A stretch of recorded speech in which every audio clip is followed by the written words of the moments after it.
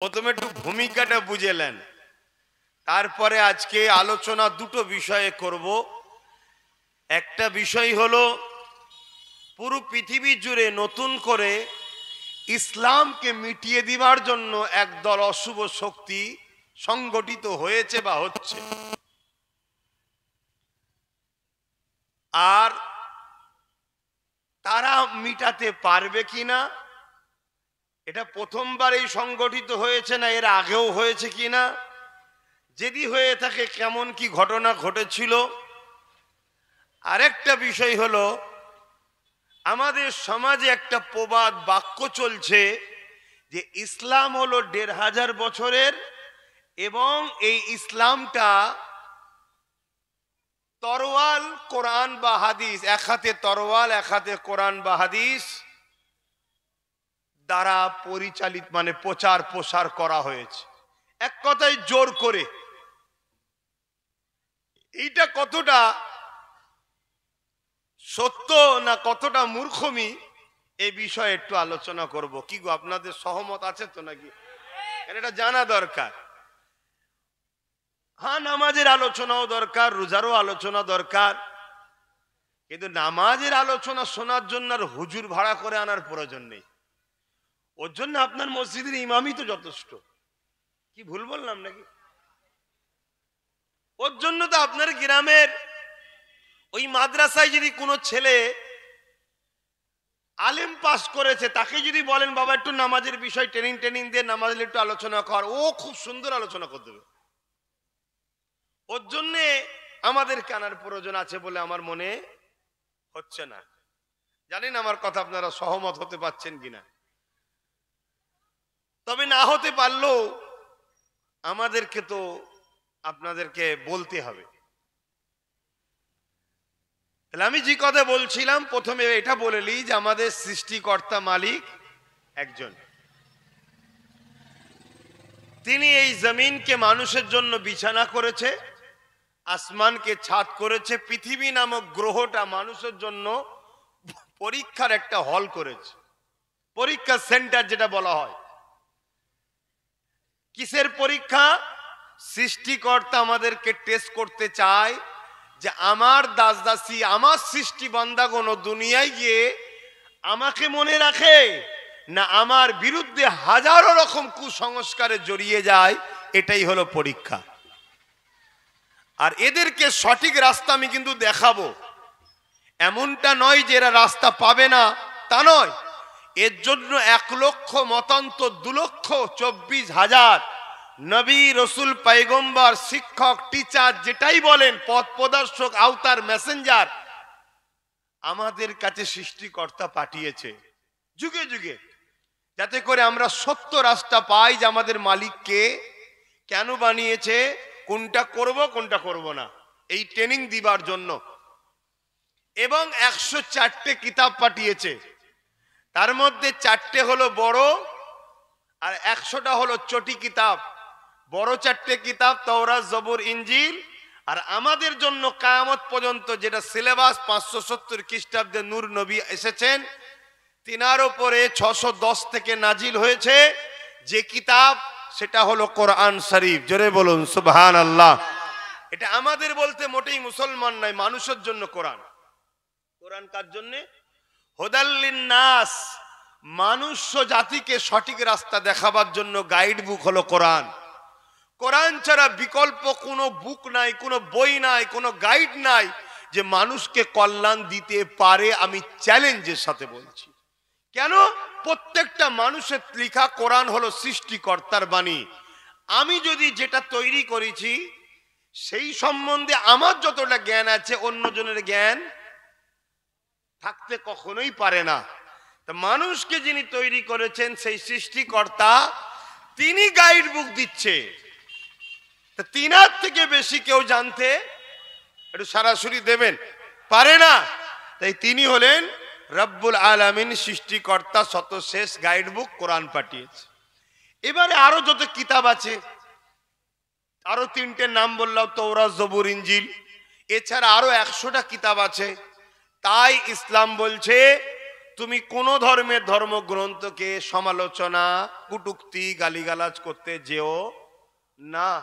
কেন সেটা কি আসমানি কিতাব না মানুষের মন গড়া তোমার তো জানা নাই। কেন 104টে কিতাব এসেছে, তবে তোমার জন্য যেটা এসেছে সেটা হলো কোরআন। এটা সিলেবাস, এটাকে তুমি মন দিয়ে ধরো, মজবুত করে ধরো, পড়ো, শেখো, এই অনুযায়ী জীবন গড়ো। আজ থেকে 500 বছর আগে আপনাদের এলাকার যারা মানুষ ছিলেন, সে যে কোনো ধর্মেরই হোক, নিশ্চয়ই পড়াশোনা করেছেন। একটু হ্যাঁ কিনা বলুন। তাদের যে সিলেবাস ছিল, সেই সময় যে শিক্ষক ছিলেন তিনি সেই সময়ের জন্য শিক্ষক হিসাবে ঠিক না ভুল? সেই সময়ের যে সিলেবাস সেই সময়ের জন্য ঠিক না ভুল? কিন্তু এখন যদি সেই সিলেবাসকে আমি পড়াশোনা করি, তাহলে পরীক্ষায় তো সেই সিলেবাস অনুযায়ী প্রশ্ন আসবে না, আসবে তো বর্তমান সিলেবাস অনুযায়ী, তাহলে আমরা ফেল করব। তখন যিনি শিক্ষক ছিলেন তিনার কথা যদি এখনো মেনে চলি, তিনি যে সাজেশন দেবে, তাহলে কিন্তু আমরা পরীক্ষার হলে গিয়ে সব চোখে সরষে ফুল দেখবো, ধোঁয়া অন্ধকার। তা আমাদের জন্য যে সিলেবাস সেটা হলো কোরআন, আমাদেরকে প্রশ্ন করা হবে কোরআন থেকে, তাই আমাদের ঘরে এই কোরআন মানতে হবে। আগেরটা সেই সময়ের জন্য ঠিক ছিল, আগের শিক্ষক সেই সময়ের জন্য ঠিক ছিল, আমাদের জন্য হযরত প্রফেট মুহাম্মদ রাসূল সাল্লাল্লাহু আলাইহি ওয়াসাল্লাম। জোরে বলুন সুবহানাল্লাহ। মনে রাখবেন, সব জিনিসের মানুষ আপডেট চাই, আপডেট, তাই তো নাকি? প্রথম মোবাইল বেরিয়েছিল ব্যাগে করে ঘুরতে হবে, এত বড় বড়, জানেন কি জানি না, এত বড় বড় মোবাইল, ওর জন্য একটা বাজার করা ব্যাগ লাগবে, নিয়ে ঘুরতে হবে। তারপরে বেরোলো অ্যান্টোনাওয়ালা, তারপরে ধাপে ধাপে বাহির হতে লাগলো, বিনা ক্যামেরাওয়ালা বাহির হয়েছিল, তারপর ক্যামেরাওয়ালা, চিপওয়ালা, এখন অ্যান্ড্রয়েড মোবাইল বেরিয়েছে, এখন আরো লেটেস্ট বেরোচ্ছে। কিন্তু মনে রাখবেন, যত লেটেস্ট বেরোচ্ছে পুরাতন সব খুবিয়া কিন্তু তার মধ্যে আছে, কিন্তু আরো নতুনত্ব দেওয়া হচ্ছে। তাওরাত, জবুর, ইনজিল এগুলোর মধ্যে যা ভালো ছিল সবটাও কোরআনের মধ্যে আছে, কিন্তু কোরআনে আরো লেটেস্ট ভালো দেওয়া আছে। জোরে বলুন সুবহানাল্লাহ। তাই কোরআনের পরে আর কোন লেটেস্ট হতে, যদি হয়তো বার করো, সেটা মানা হবে। কথা বুঝছেন না, বোঝেন না? যদি বলেন হুজুর কি বলছেন, কোরআন তো শেষ, কোরআন, কোরআনের পথে কোনো কিতাব আসবে না। আরে যখন লেটেস্টই আসবে না, তাহলে মানা হবে না?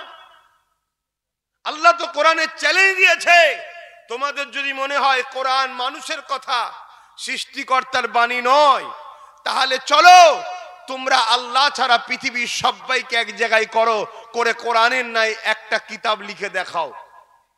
আল্লাহ চ্যালেঞ্জ দিয়েছে না, দেয়নি?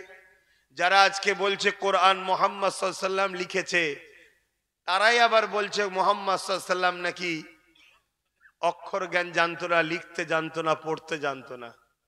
এক মুখে কত রকম কথা বলে। যাক, শিক্ষার অভাব, যোগ্যতা হীনতায় ভুগছে।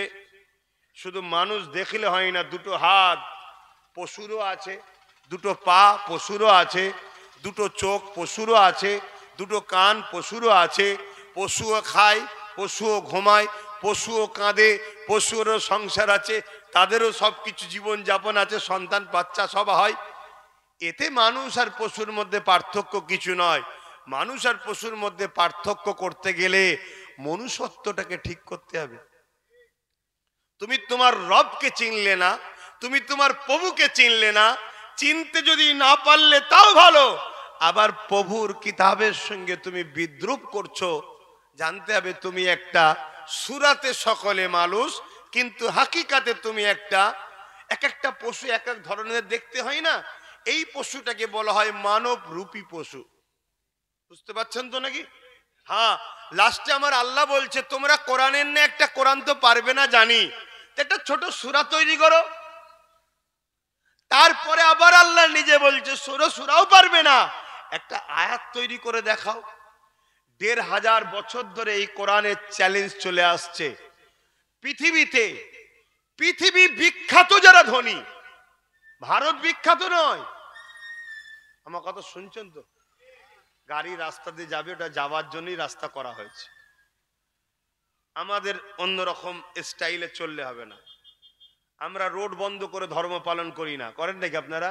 খবরদার জীবনে করবেন না। কথা বুঝে আসছে? রোড বন্ধ করে ধর্ম করবেন না, এটা উচিত নয়। কে কি বলবে, কে নিষেধ করবে, কে বারণ করবে, ওটা বড় কথা নয়। কেন?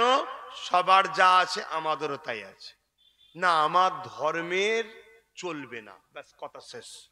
কার কি আছে আমার দেখার দরকার নেই।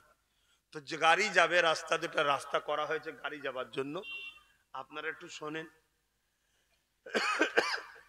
তো ভাইয়ের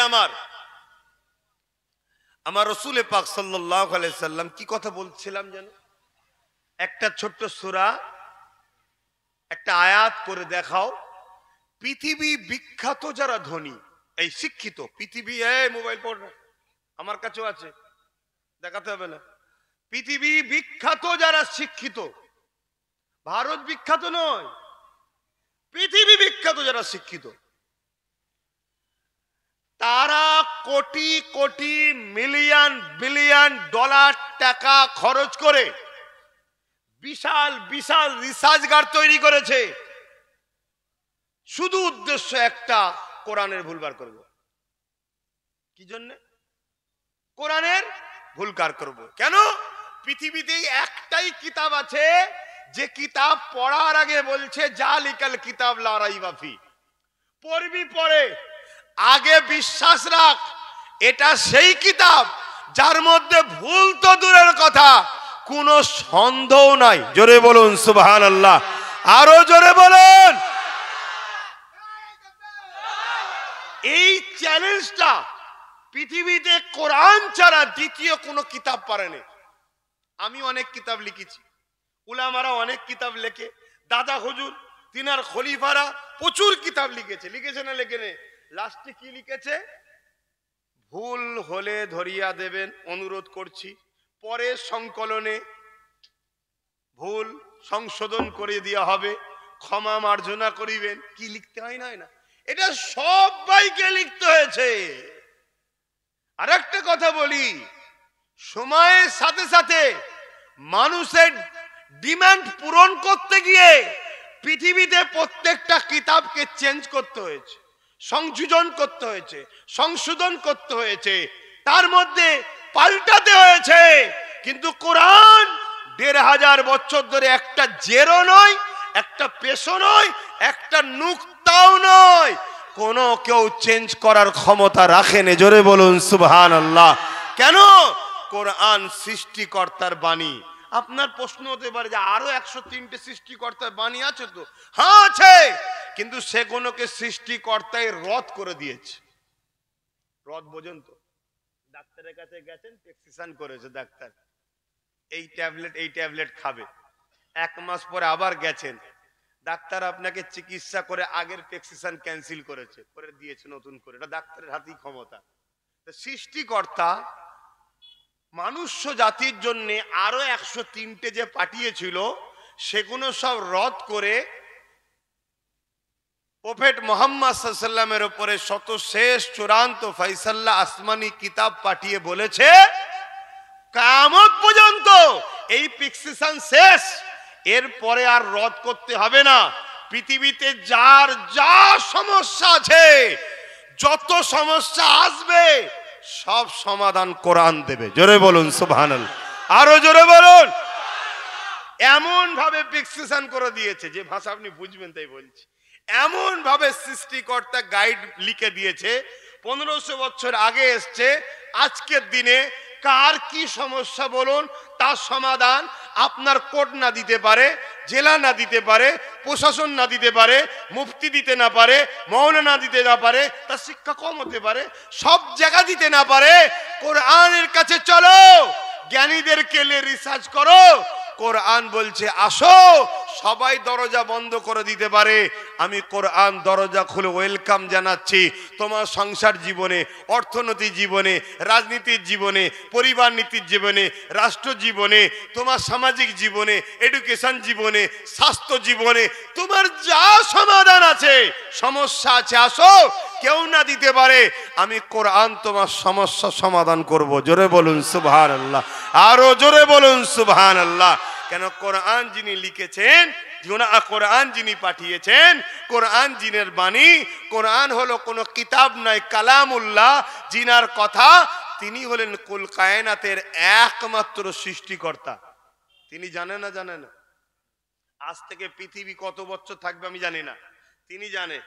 যত বছর থাকবে, কি ঘটবে, কি সমস্যা আসবে, কি হতে পারে, সব তিনি জানেন না? জানে না।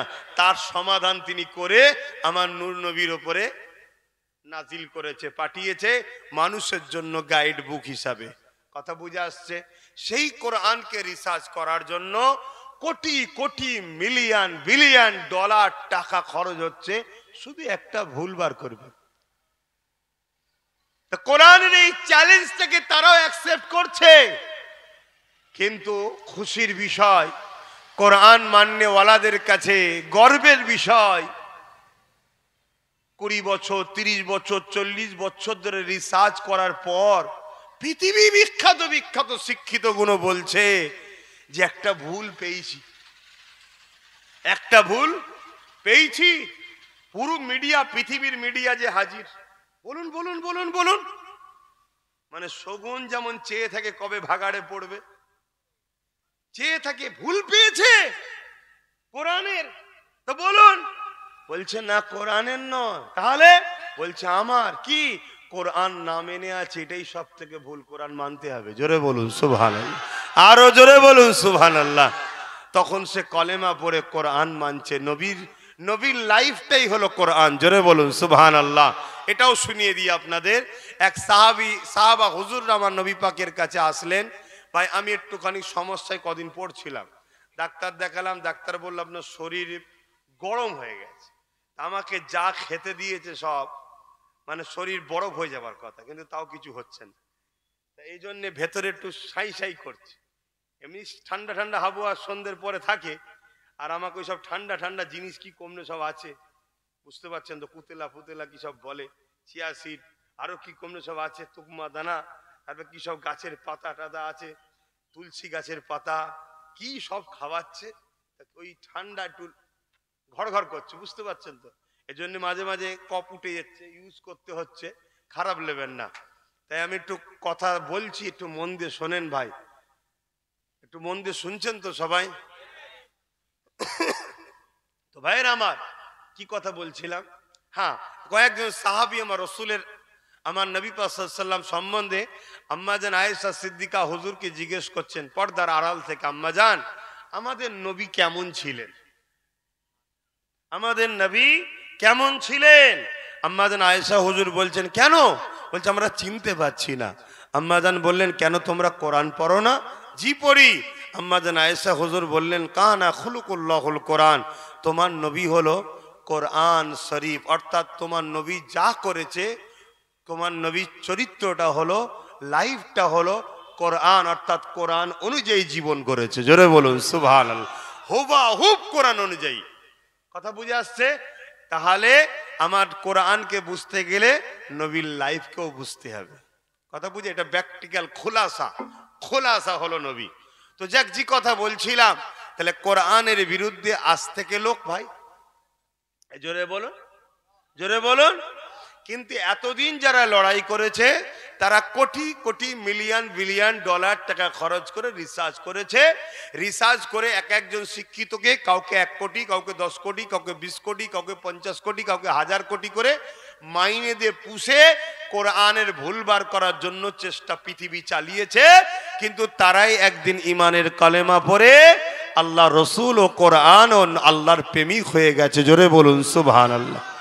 তারা দেখছে এই কোরআনের ভুল খুঁজে আর হবে না, কেন এতে ভুল নাই, ভুল আর বেরোবে না। তো এক কাজ কর, ওই টাকা কোরআনের রিসার্চের পিছনে লাগিয়ে যাদেরকে দিয়ে রিসার্চ করাচ্ছি তারাই তো কোরআনের প্রেমিক হচ্ছে। এক কাজ কর, শিক্ষিত ছেড়ে দিয়ে এবারে ওই টাকা মূর্খদের পিছনে লাগা। শুনছেন না? শোনেন, মূর্খদের পিছনে লাগা। স্কুলের চৌকাটে পা দেয়নি, জীবনে কোনটা অ, কোনটা ক, কোনটা খ বোঝে নে, তাদের পিছনে লাগা। লাগিয়ে দিয়ে মদ দিয়ে, জুয়া দিয়ে, যা খুশি করুক, এই সবগুলোকে দিয়ে তাদের দ্বারা এবারে গায়ে জোর দেখিয়ে বল কোরআন মুছে দেবো।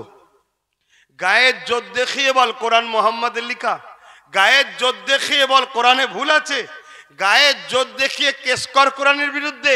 শুনছেন না শোনেন? মানে পুল পাগলা কুকুর টাইপের হয়ে গেছে। এবারে আমার ভাষা খারাপ লাগছে নাকি? হ্যাঁ, মানে আর কোনো দিশা খুঁজে পাচ্ছেন এবারে। আচ্ছা, এইটা করার কারণ কি? এটা করার কারণ হচ্ছে সব দোকান বন্ধ হয়ে যাচ্ছে, সব দোকান বন্ধ হয়ে যাচ্ছে, খদ্দের আর থাকছে না, সব খদ্দের কোরআন ও রসুলের দিকে যাচ্ছে। জোরে বলুন সুবহানাল্লাহ। গর্বের সাথে বলছি, যারা বিরোধী করছে তাদের মুখেরই বক্তব্য শুনুন না। ইসলামকে যদি মিটানো না যায়, কোরআনকে যদি বন্ধ না করা যায়, ইসলামকে যদি মুছা না যায়, তাহলে আমাদের অস্তিত্ব থাকবে না। কেন অস্তিত্ব থাকবে না? কি সমস্যা? তার মানে আমার ঘরের যুবক যুবতীরা যারা শিক্ষিত হচ্ছে তারা সব পালাচ্ছে, তারা নিজেরাই স্বীকার করছে। দেখুন, এই আমার কথায় অসুবিধা হচ্ছে? তুই আমার বাপকে দিন রাত গাল দিয়েছিস, আমি একটু মিষ্টি ভাতাতে বুঝাই যে আমার বাপটা ঠিক, এটা তো বলি নাকি? বলা যাবে না? বলেন, বলা যাবে না? মুসলমান তোমাদের হয়ে বলছি না, কেন তোমরা এমনি শেষ, তোমাদের অবস্থা খুব খারাপ। যাতে নতুন একটা প্রজন্ম আল্লাহ তৈরি করে সেই চেষ্টা করছি। তোমাদের অবস্থা খুবই খারাপ। খারাপ লিওনি, হাকিকাত বলছি, হাকিকাত বলছি। আল্লাহর নবী সাহাবা হুজুরদের বলেছিলেন, একটা টাইম আসবে আমার উম্মত মার খাবে। সাহাবা হুজুররা জিজ্ঞেস করলেন, হুজুর কেন সংখ্যা কমে যাবে? আল্লাহর নবী বললেন, না, সংখ্যা অনেক হবে। তাহলে মার খাবে কেন? নবী দুটো কথা বলেছিলেন। একটা কথা হলো, তাদের হৃদয়ে আল্লাহর ভয় উঠে যে দুনিয়ার ভয় ঢুকে যাবে।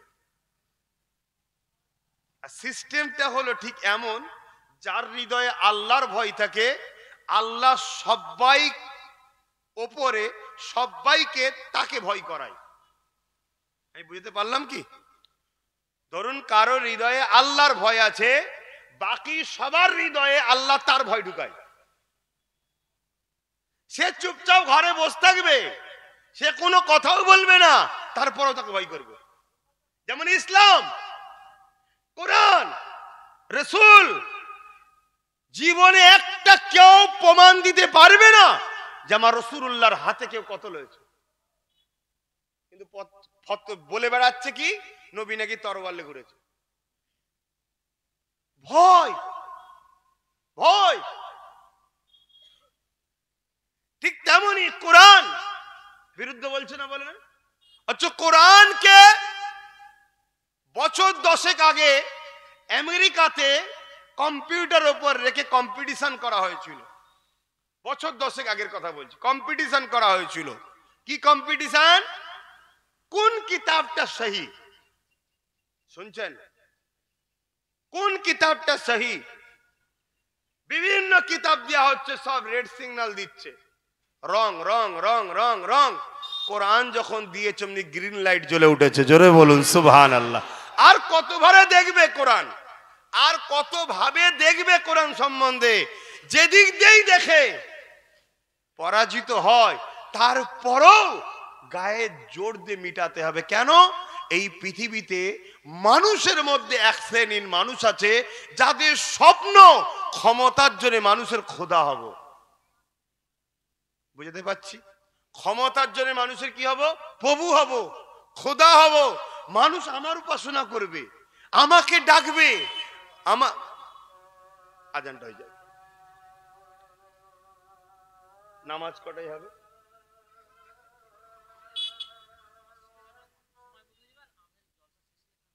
আচ্ছা, 5টায়।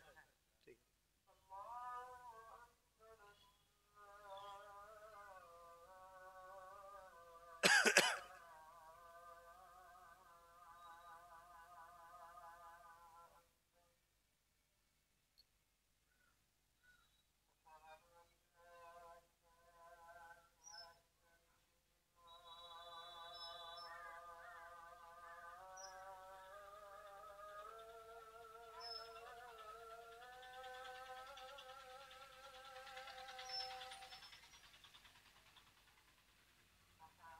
লি আলা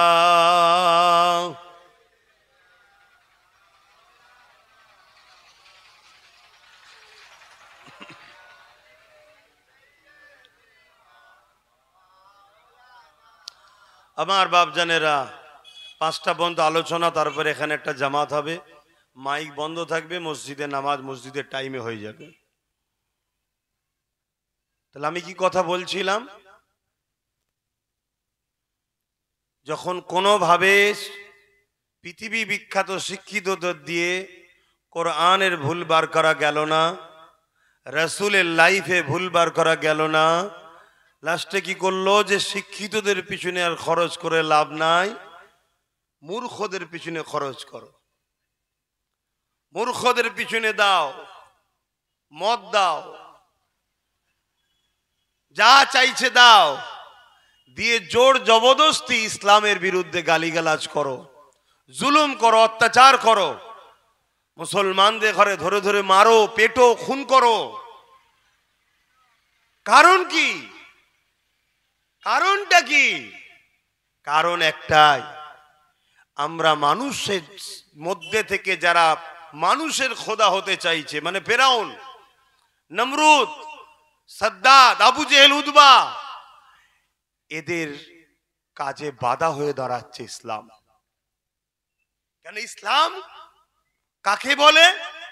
ইসলামের মূল কথা হলো লা ইলাহা ইল্লাল্লাহু মুহাম্মাদুর রাসূলুল্লাহ, এক আল্লাহ ছাড়া অন্য কারো উপাসনা নয়, মুহাম্মদ রাসূল ছাড়া কারো হ্যাঁ হ্যাঁ, কারো নাই না নয়। নবী যা দিচ্ছে নাও, যদি না যা ছাড়তে বলছে ছাড়ো। আর আমার নবীর লাইফ স্টাইল দেখলে কি পাওয়া যায়? নবী পাক সাল্লাল্লাহু আলাইহি সাল্লাম সর্বসময় ন্যায়ের পক্ষে, অন্যায়ের বিরুদ্ধে, জালিমের বিরুদ্ধে, মজলুমের সাথে, সত্যের পক্ষে, মিথ্যার বিরুদ্ধে, নারীদের অধিকারের পক্ষে, ইনসাফের পক্ষে, গরিবের পক্ষে, ক্ষুধার্তদের পক্ষে, মজলুমের পক্ষে। কোন অত্যাচারী শাসক ক্ষমতার জোরে মানুষের খোদা সেজে মানুষের উপরে জুলুম করবে, এটাকে মেনে নেওয়ার নাম ইসলাম নয়, এটাকে ভেঙে চুরমার করে গরিব মানুষকে বাঁচাবার নাম ইসলাম। জোরে বলুন সুবহানাল্লাহ। সে কোন ধর্মের মানুষ ওটা পরের বিষয়, তার হৃদয়ে যা আছে সে জবাব দেবে, কিন্তু কোন মানুষের উপরে কেউ দাসত্বের শিকল বেঁধে দেবে, ইসলাম সেখানে চুপ থাকতে পারবে না। ইসলাম যদি কেউ মানে, তার জন্য ফরজ নামাজের থেকে অনেক বড় ফরজ। আমি চ্যালেঞ্জের সাথে মাইকে মুখ দিয়ে বলছি, রেকর্ড হচ্ছে, আমাদেরকে তো ভুল রাস্তায় নিয়ে যাওয়া হচ্ছে, আমাদের ঘরে গুমরা বানানো হয়েছে একদল মুনাফিক বুলা আমাদের দ্বারা। আজকে এই সমাজ ধ্বংসের কারণে, এই কারণে এই সমাজ অন্যায়ের প্রতিবাদ করতে ভুলে গেছে, এ সমাজ ভাষা হারিয়ে ফেলেছে, এ সমাজের হৃদয়ে গরিবের দরদি কমে গেছে, এ সমাজ অন্যায় দেখে মাথা হ্যাট করে ঘরে ঢুকালো হয়েছে, এ সমাজ অন্যায় থেকে পালাতে চাইছে। তাই নবী বললেন, একটা সময় আমার উম্মত মার খাবে, যখন উম্মত এই দুনিয়াতে বাঁচাকে শখ করবে, আল্লাহর ভয় উঠে যাবে। কথা বললে জেল হবে, কথা বললে মারবে, কথা বললে পিটিয়ে দেবে, যাবার বাবা দরকার নেই, ওদের হাতে এই আছে, এই ভয় ঢুকেছে না ঢোকেনি? নবীর কথা মিলছে না মেলে না? এজন্য কুকুর বিড়ালের মতো আমরা মরছি, চারিদিকে চারিদিকে মারা হচ্ছে। এতদিন শুনতাম উত্তরপ্রদেশে মারে, গুজরাটে মারে, হিতা মারে, সীতা মারে, আজকে এই গত 1-2 মাস ধরে কন্টিনিউ শুনছি বাংলাতে মারছে, এখানে মারছে, ওখানে মারছে, কোথায় পুলিশ ইনকাউন্টার করছে, এই কন্টিনিউ হচ্ছে। সবকটা মুসলমান। এর পিছনে একটাই কারণ, আমাদের এক শ্রেণীর মুনাফিক গাদ্দার উলামাদের জন্য আমরা ক্ষতিগ্রস্ত হয়েছি। এটা আপনি নিতে পারবেন কি না পারবেন আপনার ব্যাপার, কিন্তু আমি রাসূলের দ্বীনের স্বার্থে বলছি। আল্লাহ নবী বলেছেন, আসমানের নিচে জমিনের উপরে সবথেকে নিকৃষ্ট হবে একদল উলামারা। নবীর কথাটা বাস্তব না মিথ্যা?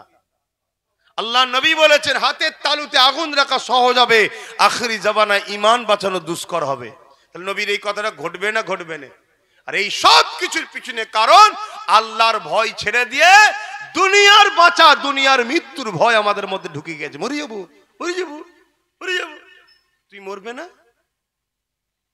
মরবে না? আমার দেশের বিগত দিন যারা প্রধানমন্ত্রী ছিল মরেনে, আমার রাজ্যের যারা সিএম বিগত দিন ছিল মরেছে না মরেনে? বর্তমান যে আছে সেও একদিন মরবে, এখানেও মরবে, আমিও মরবো, তুমিও মরবে, ফুরফুরার পীর সাহেবরা মরেনে? কথা বলছে না তো? মরণ তো সবার হবে, কিন্তু মরণটা কেমন হচ্ছে? কাপুরুষের মতো, না ইনসাফের পক্ষে দাঁড়িয়ে থেকে, জুলুমকে খতম করার পক্ষে দাঁড়িয়ে থেকে? এটাই হচ্ছে বিবেচনার বিষয়। শুধুমাত্র একটাই কারণ ইসলামের বিরুদ্ধে লড়াই, একটা কারণ। সেই কারণটা হলো একদল মানুষ আছে অর্থের জোরে, ক্ষমতার জোরে, শাসকের জোরে, প্রশাসনের জোরে, যেদিক দিয়েই বলেন তাদের লক্ষ্য হলো মানুষের প্রভু হব, মানুষ আমার কৃত দাস দাসী হবে। শুনছেন? মানুষের নারী আমার ভোগের জিনিস। আমার যারা চেলাচামটা থাকবে, যে কোনো মেয়েকে রেপ করবে, কোনো বিচার টিচার হবে না। আমার যারা চেলাচামটা, যাদের দ্বারা আমি রাজত্ব চালাবো, তারা যাকে খুশি যেখানে খুন করবে, কোনো বিচার ব্যবস্থা হবে না। আমি যা বলবো তাই। শুনছেন না? শোনেন না? আমি মানুষকে ধর্মের নামে যা খাওয়াবো সেটাই মানুষ খাবে। দুদিন পরে বাড়ি বাড়ি আমার ছবি পাঠাবো মানুষের, মানুষকে বলবো এটা হলো তোমাদের প্রভু, আমি তো তোমাদের বাদশাহ, এর উপাসনা করো, আমার কাছে মাথা নত করো। এই চিন্তাধারা এক শ্রেণীর মানুষের মধ্যে আছে। শুনছেন না? শোনেন? আমার কথা কি আপনারা নিতে পাচ্ছেন না? বেকার বকছি আমি। এই কারা কারা নিতে পাচ্ছেন সত্যি একটু হাত তুলে দেখান তো, তাহলে বকা আমার সার্থক হচ্ছে। যাক আলহামদুলিল্লাহ। আর নাই তো মনে হবে বেকার খালি খালি বকছি, বেচারীদের কষ্ট হচ্ছে। হ্যাঁ, হাকিকাত।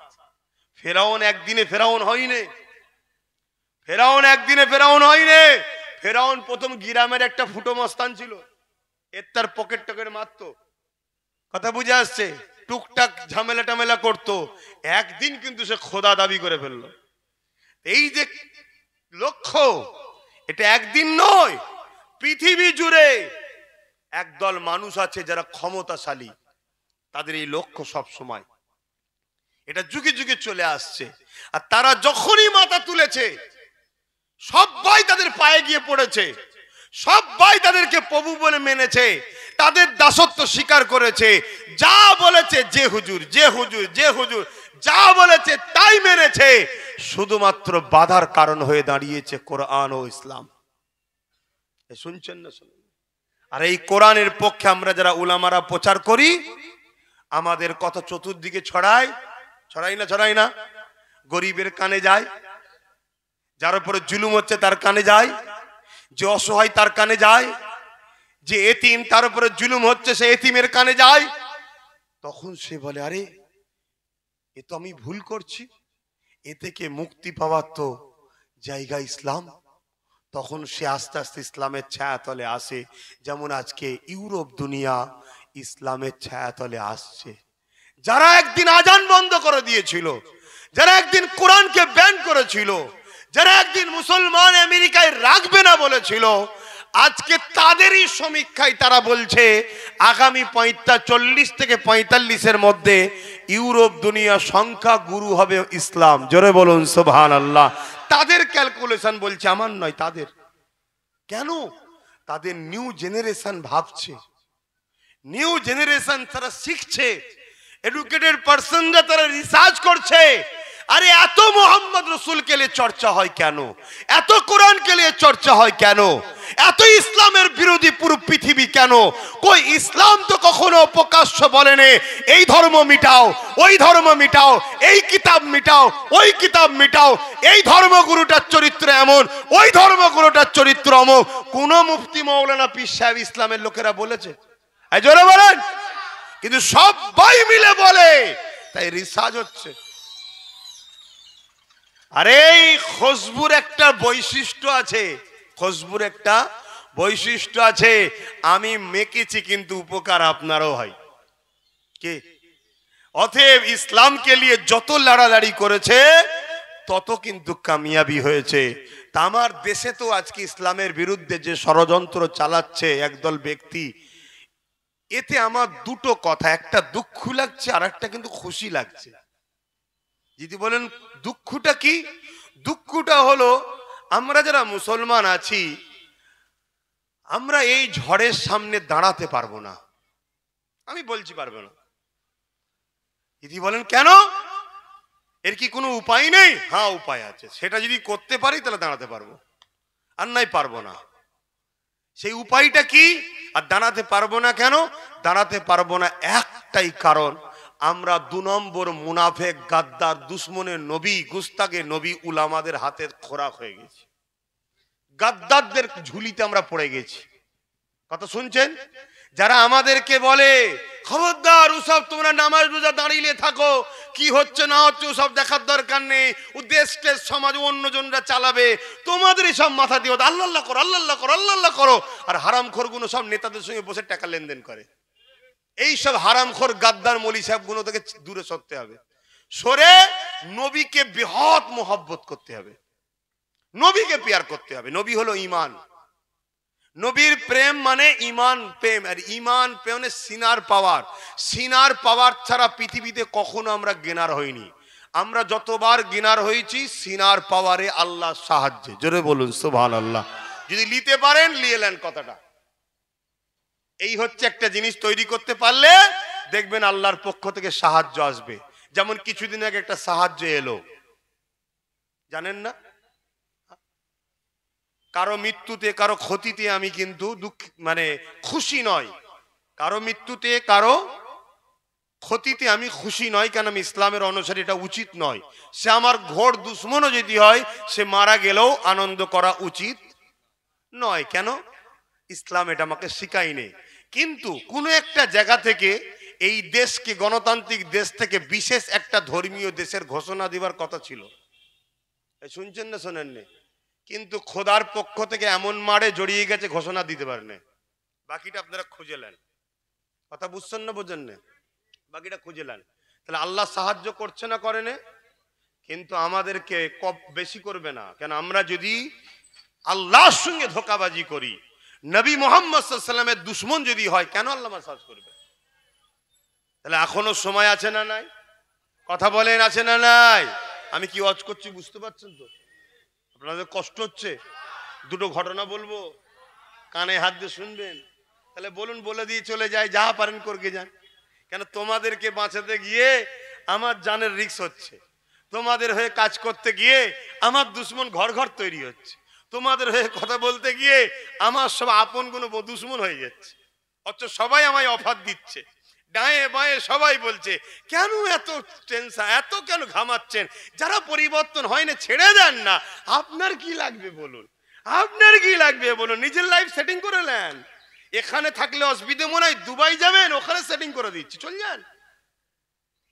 পীর মুরিদি ছেড়ে দিয়ে দুবাই সেটিং হয়ে গেলে হয়তো 2-5 হাজার কোটি টাকা নিয়ে সেটিং হয়ে যাব। আপনি ভাবেন 2-5 হাজার কোটি টাকা হ্যাঁ দিবার জন্য ফ্যাফা করে ঘুরছে আমার পিছনে। অহংকার করছিনি, অহংকার করছিনি, কিন্তু আমার ঈমান বিক্রি করতে হবে। এবারে আপনি বলুন, 2-5 কোটি টাকার দাম না ঈমানের দাম? তাহলে আপনারা 500 হাজারে বিক্রি করলেন কেন? আমি আপনাকে বলছি না তো, আমি আমার কমকে বলছি। শুনছেন না শোনেন না? আমি আপনার কমকে বলছি। কেন বিক্রি করলেন? ইমাম সাহেব 3 হাজারে ঈমানকে। কথা কিছু মাথায় ঢুকছে? হ্যাঁ, আমরাও ঘরে মুরগি পুষি, রোজ চাল গাই, খাওয়াই তাকে। কেন? মেহমান কবে আসবে? মেহমান যেই আসবে, মেহমানকে খুশি করার জন্য জবাই করে খাওয়ানো হবে। ঠিক খেয়াল করে দেখুন, কোন এক মেহমান বাংলায় এসেছিল, সেই দিনই পুলিশকে দিয়ে একটা মুসলমানকে এনকাউন্টার করা হলো। খেয়াল করে দেখুন না। আরে মিলিয়ে নেন, বেশি খুলে বলতে হবে কেন? এমনি তো খরচ টরচ কম দেন আপনারা। কথাটা খারাপ লাগলো নাকি? এই কথাটা তো বেশি ওঠে, হুজুর টাকা লাই, টাকা লাই, ওঠে না? ওঠে না? হ্যাঁ, কোন মায়ের লাল আছে কথা কোনো শোনাই তোমাদের ঘরে? হ্যাঁ, সব তেল মেখিয়ে চলছে, সব তেল মেখিয়ে চলছে। এমুকেও চুমু দেয়, অমুকেও চুমু দেয়। অন্য জায়গা থেকে মোটা অঙ্কে আসে, তাই তাদের চাইতে লাগে না। তো ভাইয়েরা আমার, কথা কষ্ট নিলেন আব্বাজানরা? সন্তানের মতো বলে যাচ্ছি। তাহলে কি কোন পর্যন্ত বললাম?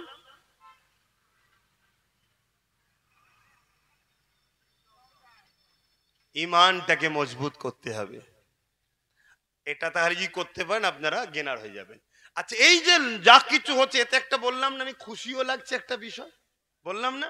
খুশিটা কি একটু শুনবেন না? আমাদের ঘরের প্রত্যেকটা মা, আমাদের ঘরের প্রত্যেকটা মা একটা সময় দেখবেন খুব কষ্ট পায়, খুব ব্যথা যন্ত্রণা ওঠে। কখন? বলুন বলুন। যখন ব্যথা যন্ত্রণা হয়, যন্ত্রণা হয়, যন্ত্রণা হয়, যন্ত্রণা হয়, দেখে বড় কষ্ট লাগে, কিন্তু একটা খুশিরও বিষয় আছে না? না, কথা বলুন, কথা বলুন। একটা ফুটফুটে সন্তান আসবে।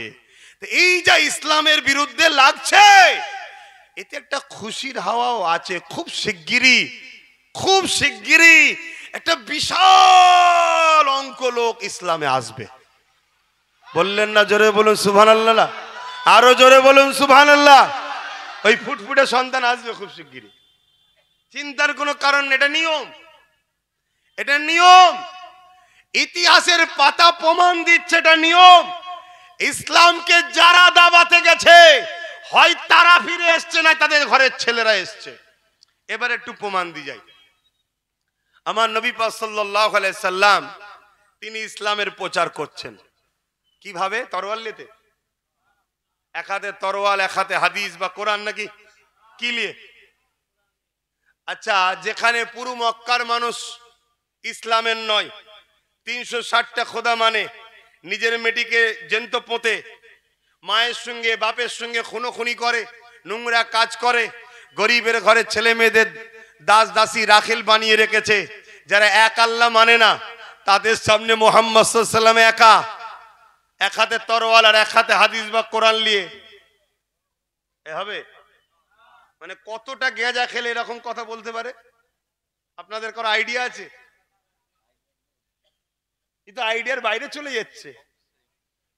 গেঁজা খাই লোক শুনেছি, খেলে নাকি ভুলভাল বকে, কিন্তু কতটা গেঁজা খেলে এতটা ভুল বকে আমি সেটাই বুঝতে পারছি না এখন। আহা, আমার মুরব্বী আব্বাও হাসছে, বেটা আমার কি বলছে। আমি আপনার বেটা নাই, পুতা। কেন, আপনি আমার দাদুর বয়সী। এই সম্পর্ক আল্লাহ কবুল করুক, বলুন আমিন। তো যাই হোক, আমার নবী পাক সাল্লাল্লাহু আলাইহি ওয়াসাল্লাম বড় হলেন, 570 খ্রিস্টাব্দে আসলেন, বড় হলেন। বড় হয়ে 40 বছর যখন বয়স হলো, নবী পাক কাবা শরীফের সামনে দাঁড়ালেন। অনেকের ধারণা নবী পাক 40 বছর বয়সে নবুয়াত পেয়েছে, তখন থেকে নবী হয়েছে। শুনছেন? এইরা হলো গাদ্দার মার্কা মুনাফিক, ইসলামের দুশ্মন। এই সকল গাদ্দার উলামা ইসলামের দুশ্মনের জন্যেই আজকে কিছু ইসলামের দুশ্মনরা, যারা প্রকাশ্য দুশ্মন, তারা বলতে পারছে আরে নবী তো 40 বছর বয়স থেকে ইসলাম প্রচার করে, তার আগে তো ইসলাম ছিল কোথায়? এই গাদ্দারদের থেকে শিখে বলছে। শুনছেন তো নাকি? প্রথম মুনাফিক মুসলমান গুলোকে চেনুন, আমি আবার বলছি, অটোমেটিক ধরাশায়ী হয়ে যাবে। আর যদি আমার ঘরের মধ্যে গাদ্দার থাকে, তোমার ঘর দরজা খোলা আছে না দিয়ে আছে, কটা তালা আছে, কোন দিকে দরজা, সব বলে দেবে, তাহলে তুমি কিন্তু বিপদে পড়ে যাবে। আল্লাহ নবী তখন থেকে নবী, যখন কোনো কিছু ছিল না, আল্লাহ তখন নবীকে ডাকছে, ইয়াসিন ওয়াল কোরআনিল হাকিম, হে আমার ইয়াসিন, বিজ্ঞানময় বা জ্ঞান গর্ভময় কোরআন এটা। কোরআনের বিষয়ে আল্লাহ বলছে, তখন কিছুই ছিল না, তখন আল্লাহ আমার নবীকে ডাকছে, লাউহে মাহফুজে কোরআন তখন রক্ষিত। কথা বুঝে আসছে? তার আগে আল্লাহ আমার নবীকে ডাকছে, জোরে বলুন সুবহানাল্লাহ। আল্লাহ নবী যখন কাবা শরীফের সামনে দাঁড়ালেন, নবী আমার যখন 40 বছর বয়স হলো, নবী আমার যে ডিউটিতে এসেছিলেন ওই ডিউটিটা শুরু করলো। আমরা দেখবেন অনেকে চাকরির লেটার পেয়ে যায় আগে, যে তুমি চাকরি পেয়ে গেছো, কিন্তু এটা দিন থাকে, ওই দিন থেকে চাকরিতে জয়েন্ট হতে হয়। শুনছেন? যখন কায়নাতের কিছু ছিল না, তখন আল্লাহ নবীকে নবী বলে চাকরিতে দিয়েছে, তুমি নবী। কিন্তু এই ডিউটিটাই জয়েন্ট হয়ে কাজ শুরু করছে 40 বছর বয়সে, দুনিয়াবি জিন্দেগির। নবী পাকের রুহানি জগতের বয়স শুনলে মাথা খারাপ হয়ে যাবে। কথা বুঝে আসছে না? না, দুনিয়াবি জিন্দেগিতে এসব কার ক্ষমতা? জোরে বলেন, আল্লাহর ক্ষমতা আছে না নাই? আল্লাহর ক্ষমতা লেখা যদি সন্দেহ হয়, নিজের দিকে তাকাবেন, সব ক্ষমতা বুঝতে পেরে যাবেন। নিজের দিকে তাকাবেন, শুধু দুটো চোখ কেলে রিসার্চ করবেন, বুঝতে পেরে যাবেন আল্লাহকে। আল্লাহ নবী ওই ডিউটিতে শুরু করলেন, এলাকার মানুষকে ডেকে বললেন, তোমরা 360টা খোদা মানো কেন? এসব তৈরি করেছো তোমরা নিজে হাতে, তোমাদের রব হলো একজন। শুনছেন? সেদিন আমার নবীর কথা শুনে লোক পরিবর্তন হয়েছে না হয়নি? তা আজকে নবীর পক্ষে এই কথাগুলো বলবো, যারা এক আল্লাহ ছেড়ে দূরে আছে পরিবর্তন হতে পারে না, পারে না? সেদিন আবু জেহেলের বুকে ব্যথা হয়েছিল, আজকের আবু জেহেলদের বুকেও ব্যথা হচ্ছে। সাফ সাফ কথা ধরে বাবা। তাই তারা চাই ইসলাম বন্ধ থাক, ইসলাম প্রচার বন্ধ হোক, এক আল্লাহর না আলোচনা হয়। লড়াই তো এই জায়গায়, শুনছেন না শোনেননি? হ্যাঁ, তাহলে বলুন, যারা ইসলামকে টার্গেট করে, ইসলামের প্রচার করছি, আমাকে টার্গেট করবে না? হ্যাঁ, আপনি তো টাকা দেখছেন, হুজুরের টাকা, বলে না বলে না? আর এক গাদ্দার, যাতে করে ইসলামের প্রচারটা বন্ধ হয়ে যায়, এটা একটা পরিকল্পনা। আল্লাহ নবী কাবা শরীফের সামনে সবাইকে ডাক দিল, এ আমার প্রতিবেশী এলাকা মানুষেরা। আল্লাহ নবী প্রথম নিজের এলাকার মানুষকে ডাকলেন, নিজের আপনজন দিগকে ডাকলো, কেননা নিয়ম হলো নিজের ঘরকে আগে ঠিক করতে হয়। নাকি আমার ছেলে যদি বদমাইশ দুনিয়ার ছেলেকে শিক্ষা দিয়ে, এটা কেমন কথা না একটা? নিজের প্রতিবেশীকে আল্লাহ নবী আগে ডাকলেন। পুরো মক্কার লোক ভিড় করেছে। কেন ভিড় করেছে? আমার নবীকে 40 বছর মক্কার লোক দেখছে। আমার নবী কোনোদিন কারোর সঙ্গে গালিগালাজ করেনি, ঝগড়া করেনি, কারো ক্ষতি করেনি, কারো আমানত খেয়ানত করেনি, কারো মাল ঝেড়ে লাইনে, কারোর সঙ্গে মিথ্যা কথা বলেনি, কারোর সঙ্গে চিটিংবাজি করেনি, কারো ফট করেনি। আর আজকে সেই নবীর বিরুদ্ধে যত গুণ বলছে সব কটা চোর, নাই ঘুষখোর, নাই চিটিংবাজ, নাই ধাপ্পাবাজ, নাই মাতাল, নাই জেনাখোর, না হয় মায়ের সঙ্গে ঝগড়া, নাই বাপের, এরাই সব দেখুন নবীর বিরুদ্ধে বলছে। আপনি মিলাবেন। এই কিছুদিন আগে একজন আমার নবীর বিরুদ্ধে বলেছেন না, হাতে তরোয়াল আর এক হাত দিলে। কিছুদিন আগে নারী কেলেঙ্কারি। দেখুন এই সব 2 নম্বর গুলো সব নবীর বিরুদ্ধে। কোনদিন শুনেছেন কোন ভালো সৎ চরিত্র কোন ধর্মের লোক ইসলামের বিরুদ্ধে বলেছে?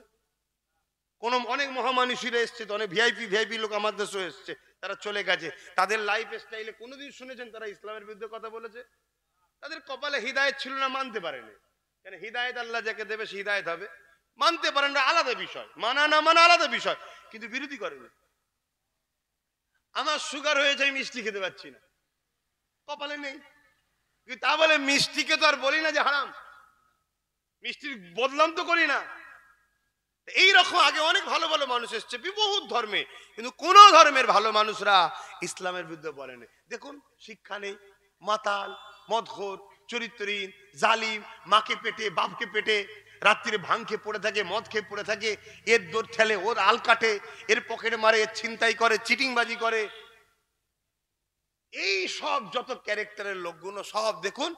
আর এদের পিছনে কারা করছে? ওই যারা জ্ঞানীদের যে কোরআনের ভুল বার করতে গেছিল, তারা এখন এদের পিছনে টাকা লেগেছে। তোরা এক কাজ করে, এই কর, করে পেটাপিটি কর, মারপিট কর, যাতে করে মুসলমানরা মাথা গরম করবে, করে মারপিটে নামবে, আর আমরা অমনি ফোর্স পাঠিয়ে দিয়ে সব তুলিয়ে এনকাউন্টার করবো। কেন? ক্ষমতা তো আমাদের হাতে। রাজ ক্ষমতা কাদের হাতে? কথা বলছে না তো। ইসলামের পক্ষে না ইসলামের দুশ্মনের পক্ষে? কথা সাহস করে বলতে পারে না? কেন্দ্রে যে সরকার বসে ইসলামের পক্ষে, ক্ষমতা তোর হাতে। আমার রাজ্যে যে আছে ইসলামের পক্ষে, এই সাহস করে বলতে পারছে না, তো ক্ষমতা তোর হাতে। আর দিল কারা? শুধু তোমাদের দোষ নয়, গাদ্দার মলিশা মুনাফেক গুলো তোমাদেরকে বুঝিয়ে দিয়েছে না, দেয় না? এবার লাও না, সব জবাব দিতে হবে আল্লাহর কাছে। তুমি কি ভাবছো কাউকে 2000 টাকা সহযোগিতা করলে সে 2000 টাকায় বিষ কিনে এনে একজনের পুকুরে দিয়ে দিল, ওই পুকুরের মাছগুলো মূল্য, গরিব জুলুম হলো, যে দিয়েছে বিষ সে শুধু ধরা পড়বে, তুমি টাকা দিয়ে তুমি ধরা পড়বে। তুমি জানো না এই লোকটা খারাপ, ওকে দিলে কেন তুমি? আমার কথা বুঝছেন না? বোঝেন না? দাওয়াত করবেন আর দাওয়াত করবেন, তাহলে দাওয়াত করলে সহ্য করে শুনতে হবে। কেন? আমি ইসলামের খেদমত করতে এসছি, অন্য কোনো দাদা দিদির খেদমত করতে আসিনি। আমি খেদমত করতে, দিনের প্রচার করতে এসেছি। বাপেরা, নজওয়ান তরুণেরা, আল্লাহ নবী যখন তাদেরকে বলতে লাগলো, বাবারা তোমরা কেন নিজেদের কাল্পনিক ধর্ম বিশ্বাস করো? নিজেদের মন মতো তোমরা যাদেরকে বানিয়েছ, হাতে করে তৈরি করেছ, ওই পাথরের উপাসনা গুলো কেন তোমরা করতেছ?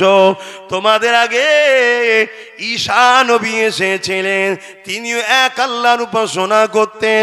তার আগে মুসা কালিমুল্লাহ এসেছিলেন, তিনিও এক আল্লাহর উপাসনা করতেন। তার আগে ইব্রাহিম খলিলুল্লাহ, ইসমাইল জবিউল্লাহ, এমন করে ঈসা আলাইহিস সালামগণ, এমন করে যুগে যুগে যত নবী রাসূল এসেছিলেন সবাই এক আল্লাহর দাসত্ব করেছে। এমনকি পৃথিবীর প্রথম যে মানুষটা, পৃথিবীর প্রথম যে নারীটা, দুইজন এসেছিলেন, একজন পুরুষ ছিল, একজন নারী ছিল। ওই দুজনের মিলনের মাধ্যমে পৃথিবীতে মানুষ জাতি তৈরি হয়েছে। সমস্ত মানুষের বাবা মা তিনি, সে মুসলমান হোক, হিন্দু হোক, আদিবাসী হোক, সাঁওতাল হোক, বাগদি হোক, খ্রিস্টান হোক, পৃথিবীর সমস্ত মানুষ জাতি শুরু যেদের দুজনকে নিয়ে, একজন পুরুষ আর একজন মহিলা, তিনারাও এক প্রভুর উপাসনা করেছে। বাপ আদমে মেনেছে লা ইলাহা ইল্লাল্লাহ, মা হাওয়াও মেনেছে লা ইলাহা ইল্লাল্লাহ।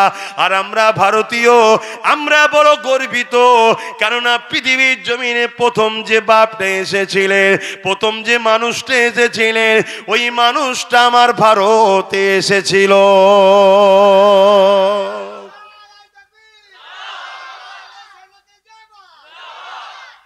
তাহলে আব্বা কোথায় এসেছিলেন? ভারতবর্ষে। বলুন, ভারতবর্ষে। তাহলে এই ভারত কলেমা পড়া ওয়ালার দেশ, বাপ আদমের দেশ। শুনছেন তো নাকি? এই শুনছেন? একত্ববাদ মাননেওয়ালা আব্বার দেশ। হ্যাঁ জানি, আমার বাপের সবাই ছেলে, তা বাপের জমিনে সবাই থাকবে, সে আল্লাহ মানুক চাই না মানুক। শুনছেন না শোনেন না? বাপের বেটা, বাপের বেটা সবাই থাকবে। কি গো, আপনার 5টা ছেলে, 2টো ছেলে ভালো, 3টে ছেলে একটু খারাপ, আপনি 2টো ছেলেকে রাখেন, বাকি 3টে ছেলেকে বার করে দেন নাকি? বাপ হিসেবে তো সবাইকে রাখবেন। তথেব এটা বাপ আদমের দেশ। এখানে সর্বপ্রথম জান্নাত থেকে যিনি এসেছিলেন আদম। গুগলকেও জিজ্ঞেস করুন, আদম। সবাই বলছে আদম, শুধু মাতাল মূর্খ বলছে না। আর আমাদের কিছু সেকুলার মার্কা বক্তা মলি সাহেব বেরিয়েছে, তারা সেকুলার করতে গিয়ে উল্টো পাল্টা বকছে। দেখেছেন কি জানি না সোশ্যাল মিডিয়ায়। তারাই তো আবার সমাজে বড় বড় সব ভিআইপি পদে বসে আছে। আমার মতো ছোটখাটো নয় তারা, তারা বিরাট ভিআইপি। আর তাদের কথা কি হাইলাইট বেশি করা হয়? খেয়াল করবেন, মাঝে মাঝে দেখবেন সব। আমি আপনাদেরকে আবার ঘুরি আরেকবার বলে যাচ্ছি, এ জায়গা থেকে বেঁচে আর একটাই রাস্তা, মোমেন নবীর প্রেমিক কোরাইশ খানদানের বাচ্চার নেতৃত্ব মানেন, সে ধর্মীয় হোক আর যে কোনো দিকে হোক, তাহলে কামিয়াবি হবে। আর না হয় কোনো মুনাফেক গাদ্দারের পাল্লায় পড়বেন, সে আপনাকে বরবাদ করে দেবে। বাপেরা, নজওয়ান তরুণেরা, আল্লাহ নবী যখন এই মেসেজটা দিতে লাগলো, বাবারা তোমাদের সৃষ্টিকর্তাকে কি কখনো তোমরা দেখেছো? তারা বলল না দেখিনি। তাহলে তোমরা কেন প্রভু তৈরি করলে? আর তোমাদের প্রভু এত গুণ কে বলল? তারা বলতে লাগলো, প্রভুর এটা আব্বা, প্রভুর এটা মা, এটা প্রভুর নানা, এটা নানি, এটা দাদা, এটা দাদি, পুরো গোষ্ঠী সমেত নাম বলে যাচ্ছে প্রভুর। শুনছেন তো নাকি? এটা কন্যা, এটা ছেলে, এটা সুমন্দি, এটা ভাই। আমার কথা শুনছেন তো নাকি? এক ধার থেকে প্রভুর গোষ্ঠীর কথা শোনাচ্ছে। আমার নবী পাক বললেন যে সৃষ্টিকর্তা তো একজন। তিনি যদি কারো থেকে পয়দা হতেন তাহলে বাপ তো বড় প্রভু হতো। এই বাপের সামনে বেশি না ছেলে কথা বলছে না তো, সে তো বড় প্রভু। মা তাহলে আর এক প্রভু, ছেলের থেকে বড় প্রভু। এখন বাপ বলেছে রোদ দেবো, ছেলে বলেছে পানি দেবো। বাপ বলেছে বাঁচাবো, ছেলে বলেছে মারবো। তাহলে প্রভুতে ঝগড়া শুরু যাবে তো। আমার কথা শুনছেন তো নাকি? অসুবিধা হচ্ছে? এগুলো তোমাদেরকে কে বললো? আর তোমরা প্রভুকে দেখেছো যে নকশাগুলো করছো? তারা বলছেন এটা আমাদের কাল্পনিক ধারণা। আল্লাহ নবী বললেন ধর্ম কখনো কাল্পনিক হতে পারে না। ধর্মের মধ্যে বাস্তবের সঙ্গে মিল থাকবে। ধর্ম মানুষের কল্যাণের জন্য আসে, ধর্ম মানুষকে ন্যায়ের দিকে নিয়ে যায়, ধর্ম মানুষকে মনুষ্যত্বের শিক্ষা দেয়, ধর্ম মানুষকে মানুষ বানায়, ধর্ম মানুষকে প্রেম করা শেখায়, ধর্ম মানুষকে বিপদ থেকে বাঁচায়, ধর্ম মানুষকে সমস্ত বুরাই থেকে বাঁচায়। এ দুনিয়ার মানুষের এখনো তোমাদের ভুল ধারণা, এই কাল্পনিক ধারণাতে ফিরে আসো। আমি মুহাম্মদ রাসূলুল্লাহকে সৃষ্টিকর্তা পাঠিয়েছে, আনা মুহাম্মদ রাসূল, আমি মেসেজ দাতা হয়ে এসেছি। কিসের মেসেজ দিতে এসেছি? তোমাদের রব হলো একজন, তিনি হলেন আল্লাহ। ওই সময় মক্কার মুশরিকেরা বলেছিল, এ মুহাম্মদ সাল্লাল্লাহু, তুমি যে আল্লাহর কথা বলছো, তিনি কে? ওই সময় আমার আল্লাহ পাক আয়াত নাজিল করে দিলেন, কুল হুয়াল্লাহু আহাদ আল্লাহুস সামাদ লাম ইয়ালিদ ওয়া লাম ইউলাদ ওয়া লাম ইয়াকুল লাহু কুফুয়ান আহাদ। আল্লাহ তো তিনি, আমার হাবিব আপনি বলে দিন, মালিক তিনি, সৃষ্টিকর্তা তিনি, আল্লাহ তিনি, যিনি এক এক এক, আল্লাহুস সামাদ, আল্লাহ তিনি, যিনি কারো মুখাপেক্ষী নয়। প্রভু খোদা মালিক তিনি কে? কারো মুখাপেক্ষী না। তাহলে প্রভু হতে গেলে কি হতে হবে? বলুন বলুন। কারো মুখাপেক্ষী হওয়া, সে হবে প্রভু, সে হবে খোদা, তিনি হলেন মালিক। এটা সংজ্ঞা, ডিফিনেশন। ডিফিনেশন। আজ তুমি তোমার বিবেককে প্রশ্ন করো, কে তোমায় দুটো চোখ দিল? কে তোমায় হাত দিল? কে পা দিল? কে বিশাল আসমানকে খুঁড়িতে রেখেছে? সে তোমার প্রভু। আর যে প্রভু, তিনি কারো মুখাপেক্ষী হতে, জোরে বলেন, যদি মুখাপেক্ষী হয় প্রভু নয়। শুনছেন তো নাকি? লাম ইয়ালিদ ওয়া লাম ইউলাদ, প্রভু তিনি, যিনি কারো থেকে সৃষ্টি নয়, তিনার থেকেও কেউ সৃষ্টি নয়। এটা সৃষ্টিকর্তার সংজ্ঞা, ডিফিনেশন। তাহলে কেউ প্রভু হতে গেলে সংজ্ঞা কি? তিনি কারো থেকে পয়দা হবে না, তিনার থেকে কেউ সৃষ্টি পয়দা নয়। অর্থাৎ তিনার বাপ মানে স্ত্রী সন্তান নেই, এক কথায় তিনার শুরু নেই, শেষে নেই, তিনিই তো প্রভু। তাই তো তিনার এত ক্ষমতা, কত সুন্দর সিস্টেম দেখুন। এক মায়ের পেটের 5টা সন্তান, 5টা মডেল, 5টা চিন্তা 5 রকম, 5টা ফিগার 5 রকম। একটা মানুষের শরীরে দেখুন কত জায়গায় চুল রয়েছে, সব জায়গায় চুল বারে কাটে, এটা দেখুন রয়ে গেছে, হচ্ছে না। এই দেখুন মানুষের দাঁতের দিকে তাকান, কিভাবে দাঁতগুলো বাড়ছিল। একবার যেভাবে বাড়ছে, যদি না রুখতো একদিন জমিনের সঙ্গে গেঁথে যেত। দেখুন নিজেকে, এটা কে তৈরি করেছে? সৃষ্টিকর্তা। সৃষ্টিকর্তাকে যিনি এত সুন্দর তৈরি করেছে, তিনি কারো থেকে তৈরি হয়নি। শুনছেন তো নাকি? তিনি কারো থেকে, তিনি মালিক খোদ, তিনি খোদ মালিক। লাম ইয়ালিদ ওয়া লাম ইউলাদ। আমার নবী বুঝাচ্ছেন মক্কার মুশরিকদের ঘরে যে না, তিনি কারো থেকে তৈরি নয়, তিনার বাপ মা নেই, তিনার স্ত্রী সন্তান নেই, তোমরা এতগুলো করে ফেলেছো। ওয়ালাম ইয়াকুল লাহু কুফুয়ান আহাদ।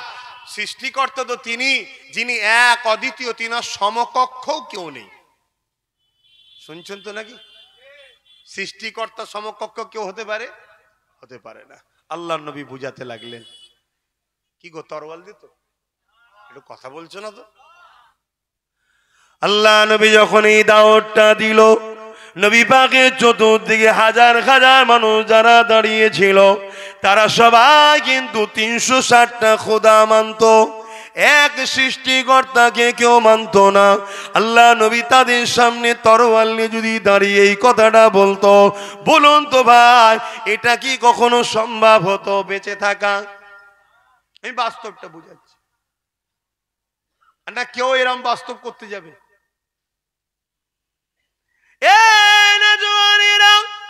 তারা আমার নবী পাককে উপরন্ত বিয়াদবি করলো, আল্লাহ নবীর সঙ্গে তারা খারাপ ব্যবহার করলো। আল্লাহ নবীকে বলতে লাগলো, লাগলো, মুহাম্মদ 40 বছর ধরে তোমাকে দেখছি, তুমি কখনো কারো সঙ্গে ঝগড়া করো না, কখনো মিথ্যা কথা বলো না, কখনো আমানত খেয়ানত করো না, কখনো তুমি গল্প গুজব ঠাট্টি আর কিও করো না। কিন্তু আজকে যে কথা তুমি বললে, এই কথা আমরা মেনে নিতে পারলাম না।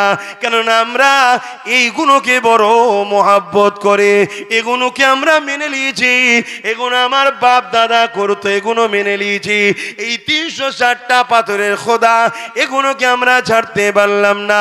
আল্লাহ নবী বললেন, তোমরা তো বললে আমি কখনো মিথ্যা বলিনি। তারা আবার বলতে লাগলো, হ্যাঁ মুহাম্মদ তুমি কখনো মিথ্যা বলোনি। আল্লাহ নবী বলছে, আজকে যদি আমি বলি ওই পাহাড়ের পিছন দিকে একদল লোক দাঁড়িয়ে আছে, তোমাদের উপরে হামলা করবে, তোমরা কি মেনে নেবে? তারা বলেছিল, হ্যাঁ মেনে নেব। আল্লাহ নবী বললেন, দেখুনি তো মানবে কেন? ওই সময় তারা বলল, মুহাম্মদ তুমি কখনোই মিথ্যা বলোনি, তাই তোমার কথা মেনে নেব। আল্লাহ নবী বললেন, সবটা তোমরা মেনে নিচ্ছ, তাহলে কেন তোমরা মেনে নিতে পারছো না লা ইলাহা ইল্লাল্লাহ, এক আল্লাহ ছাড়া কোনো প্রভু নেই, কোনো মালিক নেই, কোনো ইলাহা নাই, আমি মুহাম্মদ রাসূলকে তিনি পাঠিয়েছে তোমাদের ঘরে সৃষ্টিকর্তাকে চেনাবার জন্য। তোমরা ঈসা নবী চলে যাবার পর তোমাদের কাছে নায়ের দাওয়াত কেউ দিবার ছিল না। এই সুযোগে মানবরূপী কিছু পশু নিজেদেরকে খোদা বানাবার জন্য এক আল্লাহ থেকে সরিয়ে দিয়ে তোমাদের ঘরে নকল নকল খোদা দিয়ে দিয়েছে।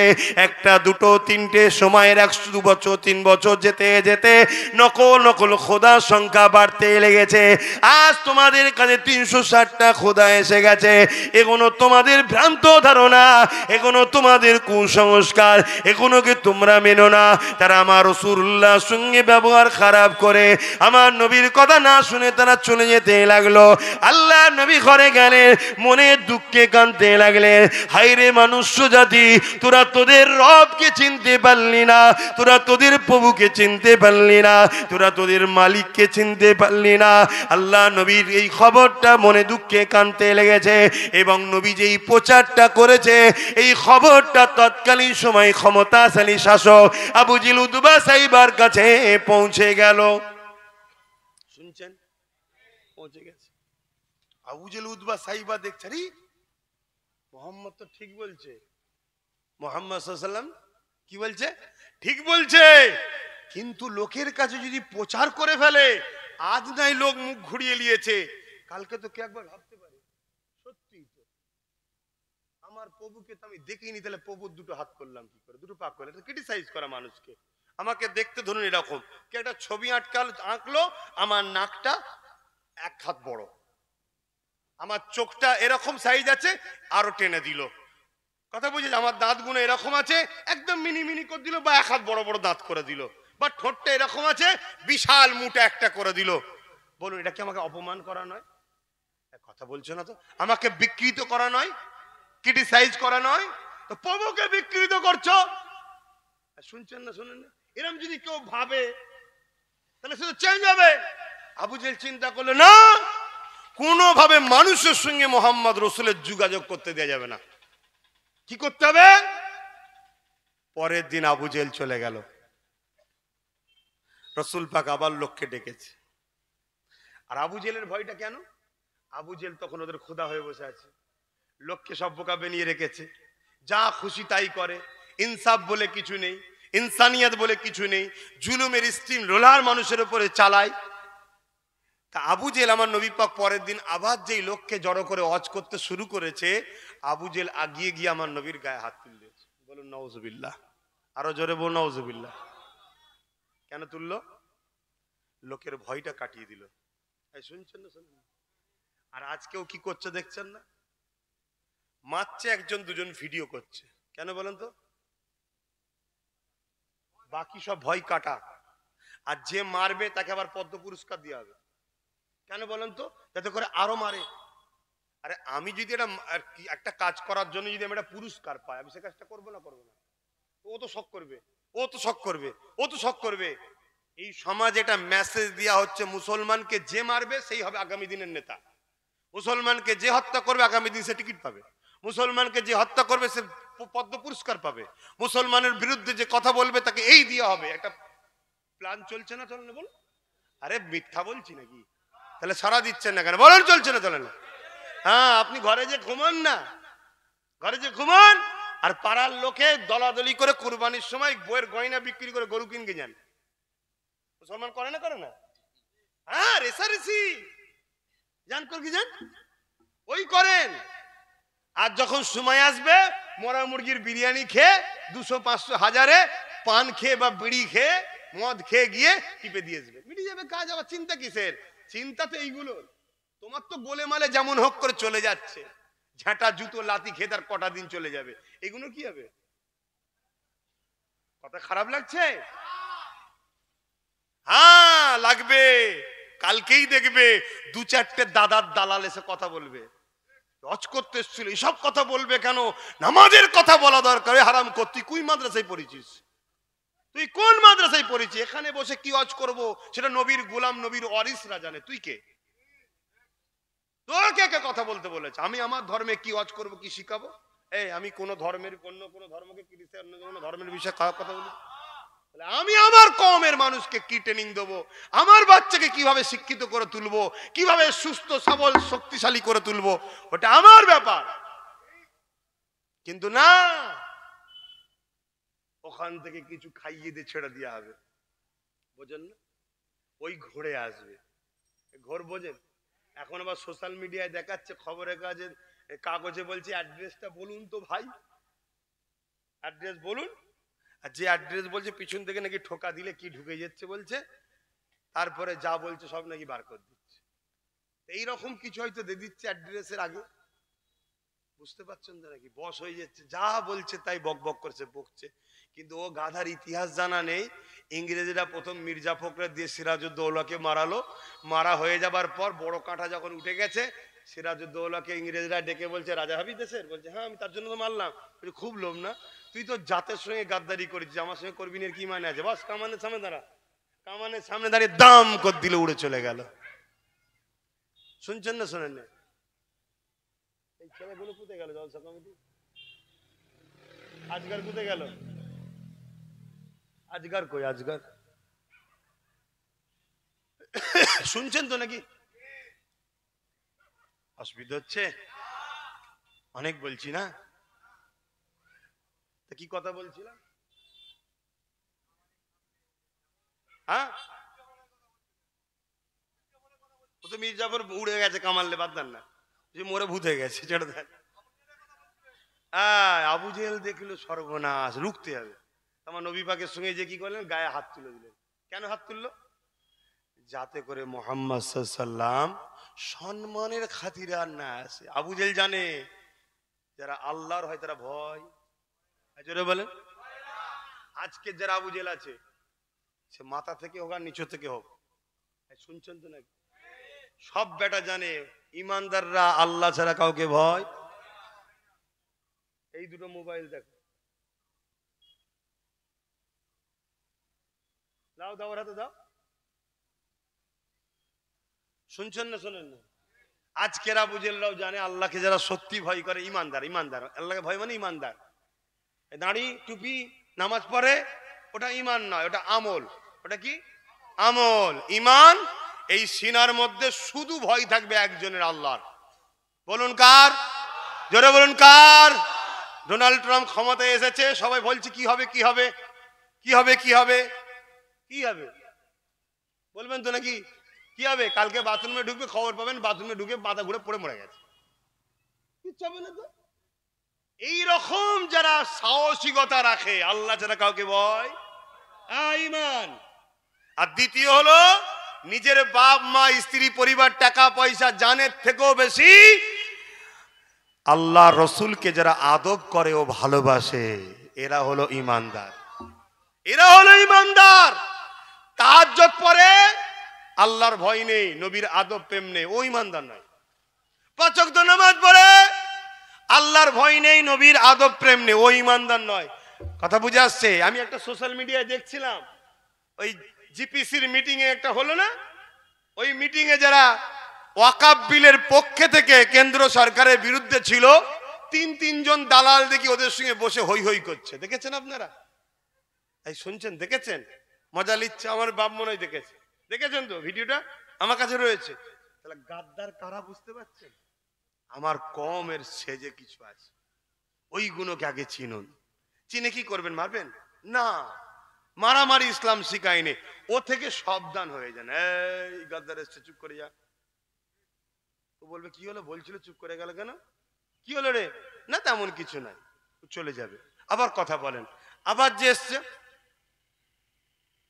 কথা বুঝছেন না, বোঝেন না? ও তখন বলবে আমায় মনে হয় চিনতে পেরে গেছে, বুঝলি, মার খাবার আগে আমি পালিয়ে যাই, ও নিজেই চলে যাবে। বেকার হাত বন্ধ করার কি দরকার? ছুঁচু মেরে কথা শুনছেন তো নাকি? ভালো হাত বেকার নষ্ট করবেন কেন? তো ভাইরা আমার, আবু জেহেল আমার নবীর সঙ্গে বেয়াদবি করে ফেললো, যাতে করে মান সম্মানে আমার রসুল না আসে। আমাদের কাছে ভাই মাঠটা মান সম্মানে লাগে, ভয় লাগে না, মান সম্মানে লাগে। কত বুঝে আসছে? পীরের বাচ্চা, দাদা হুজুরের আওলাদ, মান সম্মানে লাগে না? লাগে না। কিন্তু জানে ইমানদাররা কখনো ভয়। আবু জেহেল মনে করলো যে মোহাম্মদ তাহলে আর চুপ করে যাবে। আল্লাহ নবী মার খেয়ে নবীর গায়ে হাত দিলেন। নবী পাক সাল্লাল্লাহু আলাইহি ওয়াসাল্লাম চোখের পানি ফেলতে ফেলতে গিয়ে কাঁদছেন। আল্লাহ আওয়াজ দিলেন, বন্ধু কাঁদো কেন? মনে দুঃখ লিও না, ওদের বিচার হবে। আর আপনি এত কষ্ট করবেন না, একবার বলবেন, মানার হয় মানবে, না মানার হয় না মানবে। হাবিব, কেউ যদি আমাকে না মানে, এতে আমি আল্লাহ, আমার কোনো যায় আসে না, আমার কোনো ক্ষতি হবে না, আমার রাজত্ব চলে যাবে না, ভোটাভুটির রাজা আমি নই।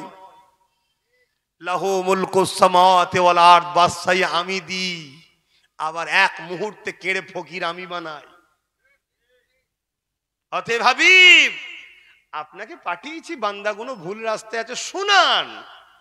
নেই নেবে, না নাই না নেবে, বুঝে লব আমি। আপনিও তো কষ্ট করবেন না, তবে আপনি কি আমাকে মানেন? আল্লাহ নবী বললেন, আশহাদু আল্লা ইলাহা ইল্লাল্লাহ, আয় আল্লাহ আমি সাক্ষী দিচ্ছি আপনি ছাড়া কোনো ইলাহা নাই। ও আমার আল্লাহ পাক সঙ্গে সঙ্গে বলে দিলেন, ও আশহাদু আন্না মুহাম্মাদান আবদুহু ওয়া রাসূলুহু, আমার হাবিব, আমার পক্ষ থেকে জানানো হচ্ছে আপনি আমার রসুল ও আমার বান্দা।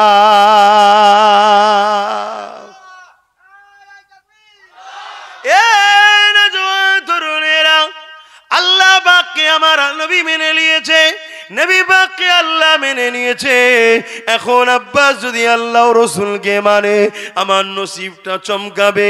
যদি আমি না মেনে মরি, কুকুর ছাগলও মরছে, কিন্তু তার থেকেও ভয়ঙ্কর মরণ আমার হবে। কেননা মানুষ হলো আশরাফুল মাখলুকাত, মানুষ হলো উলাইকা বালহুম আদান, চতুষ্পদ জন্তুর থেকেও নিকৃষ্ট হলো মানুষ। যেটা আজকে আমরা সমাজের মধ্যে দেখতে লেগেছি, একটা গরিব মানুষ ফুটপাতে শুয়ে রয়েছে, আহা বেচারি জানে না শীতের কম্বল গায়ে দিয়ে হঠাৎ করে একটা ভিড় এসে ধারালো অস্ত্র দিয়ে কুপাতে লেগেছে। ভিখারি দেখেন না, আমার দেশে হচ্ছে এটা, সেই জাহিলিয়াত পুনঃ আবার শুরু হচ্ছে। এর কারণ কি? সভ্যতা ধ্বংস, শিক্ষা ধ্বংস। খারাপ নেবেন না, বলবো তো নাকি? হ্যাঁ, আমার বাংলার কথাই বলছি, ছোট মানুষ ছোট জায়গার কথা বলছি। কি আমার বাংলায় ৩-৪ হাজারের কম বেশি স্কুল বন্ধ হয়ে গেছে, অথচ প্রত্যেকটা অঞ্চলে একটা করে মদের দোকান খোলা হয়েছে। কেন খুলবে না? যারা খুলছে তাদের নেতারাই মদ খেয়ে স্টেজে জুড়ে মাতলামি করছে, তাহলে খুলবে না? তো সমাজ তো মাতালদের হাতে চলে গেছে, এই সমাজ ভালো হবে কি করে? এ সমাজের নারীরা নিরাপদ পাবে কি করে? এ সমাজের স্ত্রীরা সুখে থাকবে কি করে? ও মুসলমানের বিবিটাই শুধু সুখে থাকো এটা চাইছেন নাকি? না, নারী হলো মায়ের জাত, মুসলিম ও মুসলিম সেটা আলাদা, ভিন্ন জায়গায় জাত পছন্দ যেটা, কিন্তু নারীদের উপরে জুলুম হচ্ছে না হয়নি। আজকে এই যে কলিকাতার তিলোত্তমা যে অত্যাচারটা হয়েছে, বিনা ড্রিঙ্কসে বিনা মদে, ওটা কখনো ওইভাবে কেউ কাউকে খুন করতে পারে না। শুনছেন না? শোনেন না? তাহলে বলুন, মদ কত জঘন্য জিনিস। ইসলাম মদের বিরুদ্ধে। যারা মদ কোম্পানি, তারা কি চাইবে ইসলাম খাক? তারা কোটি কোটি টাকা দিয়ে এই সব অশিক্ষিত কিছু মূর্খকে বাজারে নেবিয়ে দিয়েছে। মদ খা আর মসজিদের সামনে গিয়ে নাচ, মদ খা আর মোল্লাদেরকে কাটো, মারো, তাড়াও। এটা দেখে কি আপনারা গাল দেবেন নাকি? হতে পারে না, যে কটা করছে একটা কেউ ইসলাম সম্বন্ধে জানে না। অতএব তোমাদের ঘরে ওদের সঙ্গে আরো নরম ব্যবহার করতে হবে, যাতে করে তোমার ব্যবহারে ওই সকল সাধারণ মূর্খ ছেলেগুলো তাদের ঘোরটা কাটে, যে এত গাল দিচ্ছে আমাকে ফুল দিচ্ছে, কারণ কিনা চল তো দেখি ইসলাম কি বলছে। আমার বিশ্বাস কাল ওরা না হলে ওদের ছেলেরা কলমা পড়বে। কথা শুনছেন না শোনেন না? হ্যাঁ, ওপেন বলে যাচ্ছি, ইতিহাস বলছি। কিন্তু খবরদার রিয়াকশন নয়। রিয়াকশনটা কি হবে? রিয়াকশন হওয়া উচিত সমাজকে যারা পরিচালনা করবে, ভালো লোককে ঠিক করো, ভালো লোককে ঠিক করো। কেন অমুসলিমদের মধ্যে ভদ্র শিক্ষিত নম্র ভালো লোক আছে না? না, ফলো করো, তাকে দাও, তাকে ঠিক করো। আর যদি 4টে 5টা দাঁড়িয়েছে সব কটা চোর গুন্ডা মাতাল বদমাইশ, দরকার হয় লুটাতে মারো, সমাজ বুঝতে পারবে এই পিশাব করতে যাচ্ছে। কথা বুঝছেন না বোঝেন না? আমার কথা বুঝলেন না বোঝেন না? হ্যাঁ, তবে তো জাগবে সমাজ, সমাজ জাগবে। দেরি হবে। এই অন্ধকারটা কি একদিনে হয়েছে নাকি? এই একদিনে হয়েছে? তোমার একটা জায়গায় 100 বছর ধরে নোংরা পড়ছে, তুমি একদিনে পরিষ্কার করে দেবে? সময় লাগবে না? কেউ চেষ্টা করো, 2 জন চেষ্টা করো, 4 জন হবে, 8 জন হবে, 16 জন হবে, 32 জন হবে, একজন 100 হবে, 1000 হবে, 1 লাখ হবে, 1 কোটি হবে, 10 কোটি হবে, 100 কোটি হবে। একদিন পরিবর্তন হবে। কবে হবে? কবে হবে ভেবে লাভ নেই। তোমার এলাকাটাও তো পরিবর্তন হতে পারে। তোমার ডিউটি তুমি করো। তুমি কমসে কম সৃষ্টিকর্তাকে তো জবাব দিতে হবে। তোমাকে গিয়ে তোমাকে তো জবাব দিতে হবে যে আমার সৃষ্টির উপর জুলুম হতো, তুই তো আমায় ভালোবাসিস বলি, তা আমার সৃষ্টির জন্য কি করেছিস বল। এটা জিজ্ঞেস করবে না? ও শুধু নামাজের কথা জিজ্ঞেস করবে? আমার রজ বাপ কি হলো জানি না, আপনারা পদ কি মনে করলেন আমি জানি না, কিন্তু সময় বলছে আর রজ করার দরকার নেই, এবার সালাম পরে দোয়া কর দাও, যা হয়েছে এই যদি নিতে পারে আলহামদুলিল্লাহ। কথা বুঝে আসছে? তাহলে আমার নবী পাক সাল্লাল্লাহু আলাইহি ওয়াসাল্লাম তিনি 3য় দিনে আবার গেলেন। কিভাবে ইসলাম প্রচার হয়েছে একটু বলে দিই। 3য় দিনে আবার গেলেন। এবারে মনে হয় তরোয়ার লেগে গেছে নাকি, যে এবারে আবু জেহেল আয়। হ্যাঁ, আমার নবী 3য় দিন আবার গেলেন, গিয়ে এলাকার মানুষকে আবার ডাক দিলেন। সেদিন আবু জেহেল এসে আমার নবীর সঙ্গে আরো খারাপ ব্যবহার করলেন, আরো অপদস্থ অপমান করলেন, গায়ে হাত আরো বেশি ভাবে তুললেন। বাকিটা বেশি তো খুলে বলতে পারি না, হুজুরের শান অনেক না, সব কথা মুখ দিয়ে বলতে আমাদেরকে কষ্ট লাগে, ভয়ও লাগে যে না জানি আল্লাহ নারাজ হয়।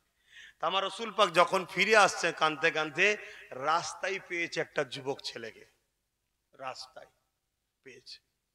ওই অবস্থাতেই তাকে বলছে, কেউ তো আমায় মানে না, তুমি কি আমার কথা মানবে? কি কথা বলছেন আপনি? আমার নবী বললেন, লা ইলাহা ইল্লাল্লাহ আনা মুহাম্মদ রাসূলুল্লাহ। কোনো রব নেই, কোনো মালিক নেই, কোনো সৃষ্টিকর্তা নেই এক আল্লাহ ছাড়া। আল্লাহ के सिवा कोई खालिक नहीं, कोई रब नहीं। मैं मोहम्मद अल्लाह की रसूल हूं। আল্লাহ আমাকে পাঠিয়েছে অবতার করে মেসেজ দাতা হিসাবে। আপনি কি মানবেন? উনি তখন মুচকি হেসে বললেন, এইটা শোনার অপেক্ষায় ছিলাম, হাতটা বাড়ান, আমি কলেমা পড়বো। জোরে বলুন সুবহানাল্লাহ, আরো জোরে বলুন সুবহানাল্লাহ। কি করে জানলেন? আপনি যখন ছোট ছিলেন চাচার সঙ্গে সামদেশের বিজনেসে যাচ্ছিলেন, রাস্তায় এক রাহেবের গির্জাখানায় আপনাকে দাওয়াত দিয়েছিল। ওই রাহেব আপনাকে পার্সোনাল ডেকে বলেছিল, তোমাকে লাতুজ্জা শপথ করে বলছি, তোমার পিঠের কাপড়টা তুলে দেখাও। লাতুজ্জা তখন ওই খোদা সব নাম ছিল মানুষের তৈরি করার। তখন আপনি বলেছিলেন, লাতুজ্জার শপথ আমি পছন্দ করি না, আমি এক মালিককে মানি।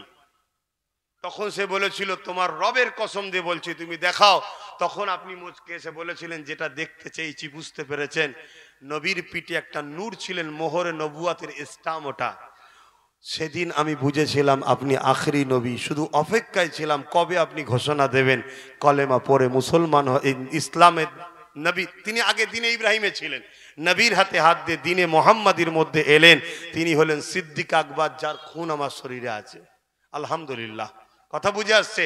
কলেমা পড়ে ইসলামে প্রথম আসলেন। আর একজন আসলেন তার পরে পরই, 12 বছর বয়স, হযরতে মাওলা আলী শেরে খোদা। জোরে বলুন সুবহানাল্লাহ। আর একজন আসলেন, আমার নবী পাকের স্ত্রী খাদিজাতুল কুবরা, পৃথিবীর বিখ্যাত টপ 1 ধনী ছিলেন তিনি। জোরে বলুন সুবহানাল্লাহ। তিনি আসলেন। এভাবে আমার নবী পাক সাল্লাল্লাহু আলাইহি সাল্লামের একটা একটা করে মানুষ নবীর দরবারে আসছে, নবী শুনছে, নবী তাদেরকে ন্যায় ইনসাফ ইনসানিয়াত মনুষ্যত্বের শিক্ষা দিচ্ছে, মানব দরদি শিক্ষা দিচ্ছে, একটা ভালো মানুষ তৈরি হওয়ার কথা বলছে, খুন খারাপি দাঙ্গা ফাসাদ জুলুম অত্যাচার রাহাজানি অত্যাচার বন্ধ করতে বলছে, এক প্রভুর উপাসনা করতে বলছে। ৩৯ জন হয়ে গেছে, শুনছেন? আবু জেহেল দেখলো আরে এই তো রুকা যাচ্ছে না, এর মধ্যে অনেক কিছু হয়েছে।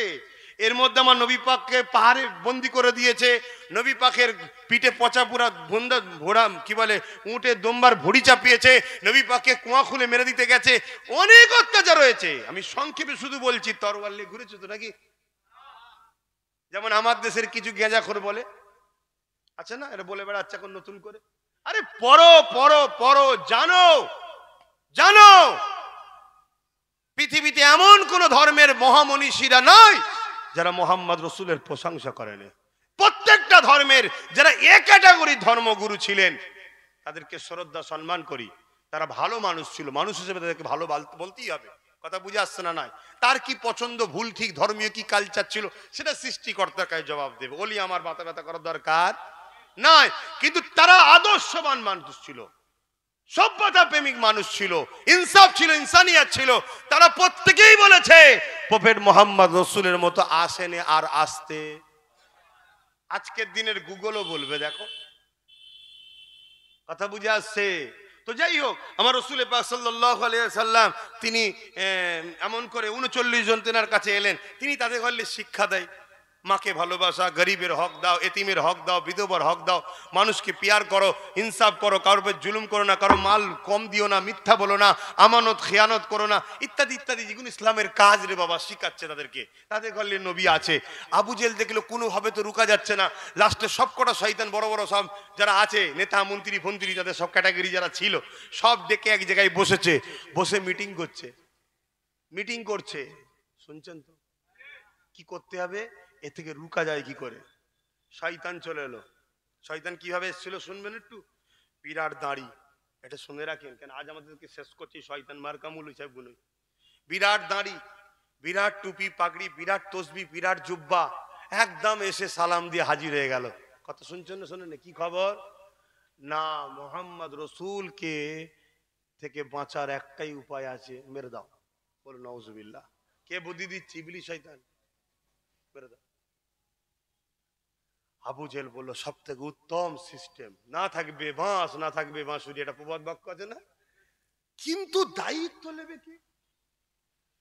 বললেই তো হয় না, বললেই হয়, দায়িত্ব নেবে কে?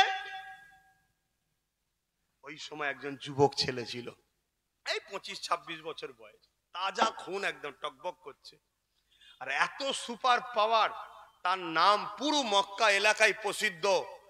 ওনার মোকাবেলায় কেউ কথা বলার নাই। আবু জেহেল পর্যন্ত ভয় করতে, কিন্তু নেতা আবু জেহেল। কথা বুঝে আসছে? নাম হচ্ছে উমার। হযরতও নয়, ফারুকও নয়, খাত্তাবের বেটা উমার দাঁড়িয়ে গেছেন। কিন্তু আমাকে সম্মানের সাথে নিতে হবে উমার ফারুক রাদিয়াল্লাহু তাআলা আনহু। কেন? তিনি এখন আল্লাহর শ্রেষ্ঠ বান্দাদের মধ্যে একজন। জোরে বলুন সুবহানাল্লাহ। তিনি বললেন আবু জেহেল আমি পারবো। আবু জেহেলকে সবাই সম্মান দিত, উনি কিন্তু দিতেন না। আবু জেহেল বলছে আমিও ভেবেছিলাম উমার তুমি দাঁড়ালে আমি নিশ্চিন্তা যে আমার কাজ কমপ্লিট। তা কি দেবে? এর মধ্যে সোনা দানা উট টুট সব কথা হয়ে গেল। হযরত ওমর ফারুক উটের পিঠে উঠেছে, আর আবু জেহেলকে বলছো শোনো, যা ওয়াদা করছো যদি মাল কম হয় তোমাকেও ছাড়বো না। তুমি চেনো আমায়? হ্যাঁ। তা যাও। তো যখন চলে যাচ্ছে তখন বলছে শোনো আবু জেহেল, কালকে সূর্য উঠবে, মোহাম্মদ রসুল আর উঠবে না, ধর থেকে কল্লা আলাদা করে দেওয়া হবে। নাউজুবিল্লাহ। আহা, আল্লাহ কি না পারে? বাবরি মসজিদে যে প্রথম আঘাত দিল, আল্লাহ তাকে বলল তুই 100 মসজিদ কর, সে করছে। যে বুশ বলেছিল আমেরিকায় মুসলমান রাখবো না, তার মেয়েকে আল্লাহ মুসলমান করে কোরআনের হাফেজ করে দিচ্ছে, ঠেলা সামলাই পারে। আল্লাহ কি না পারে? আল্লাহ, জোরে বলুন। আমার দেশে যারা খুব মুসলমানদের গালগালাজ করছে, যেসব ভিআইপি নেতাগুলো, তাদের ঘরে সব জামাই দেখো মুসলমান।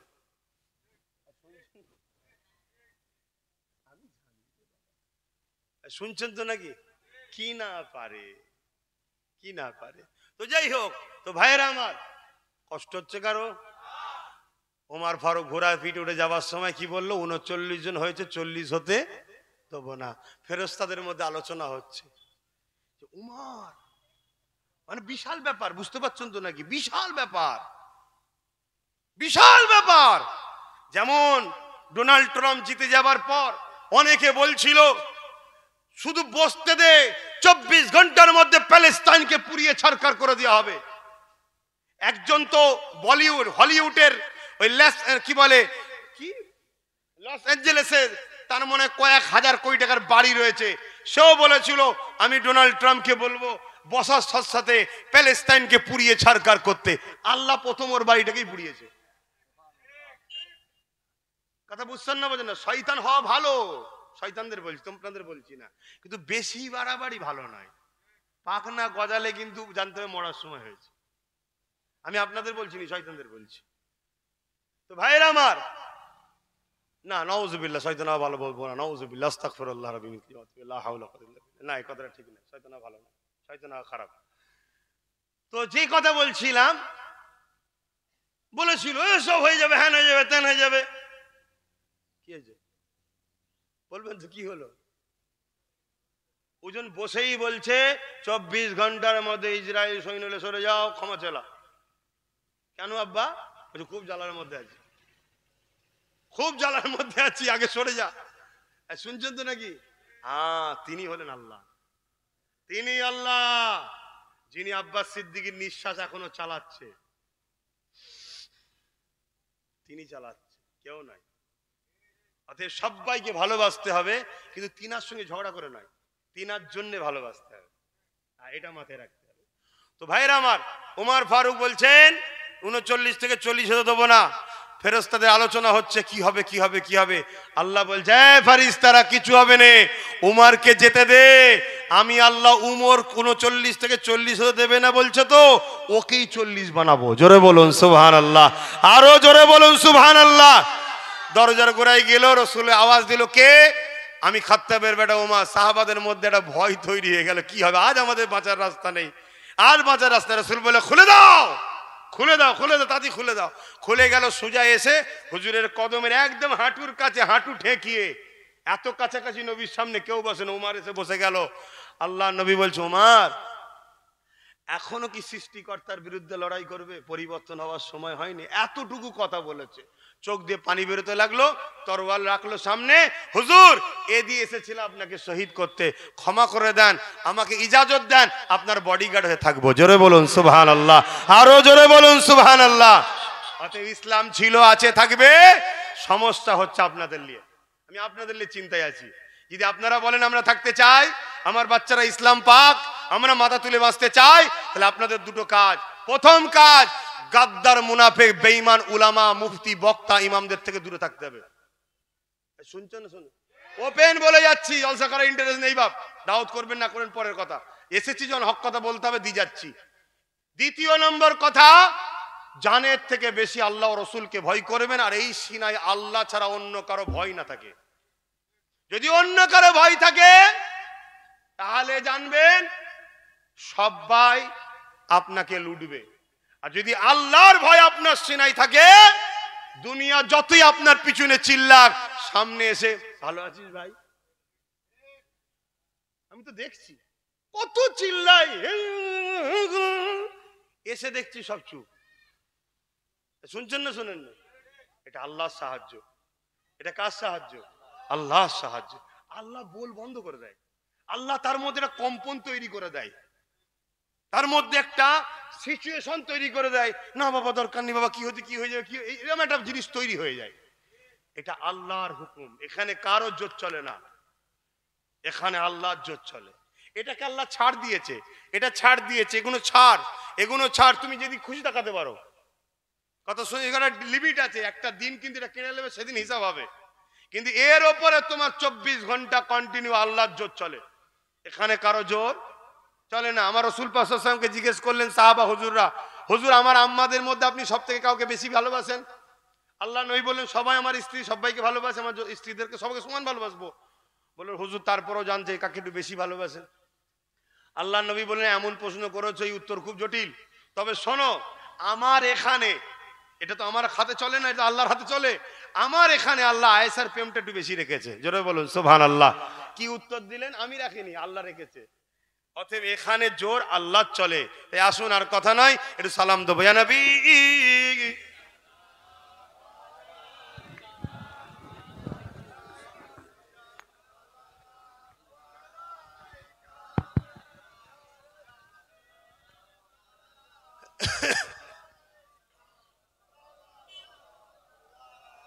ইন্নালিল্লাহ। বাপজান আমার যেসব ভাইয়েরা আজকে এই ইসলাম বিদ্বেষীদের অর্থ নিয়ে ভুল বুঝে আমাদের সঙ্গে ঝগড়া করছে, গালিগালাজ করতে চাইছে, মারপিট করছে, জুলুম করছে, মারছে, কি গো তাদের সঙ্গে আমরা ঝগড়া করব নাকি? জোরে বলো না। আমরা তাদেরকে ইসলাম যে কতটা সত্য এই মেসেজ আরো বেশি বেশি খোলাসা করে জানাবো, ঠিক না বেঠিক? এবং তাদের জন্য আল্লাহর কাছে দোয়া চাইবো, আল্লাহ তাদেরকেও সুন্দর জীবন দিক, হেদায়েত করুক, বলুন আমিন। তাদেরকেও আল্লাহ ভালো জীবন দিক, হাসি খুশিতে থাকুক, মিলেমিশে থাকুক, লড়াই ফিতনা ফাসাদ থেকে দূরে থাকুক।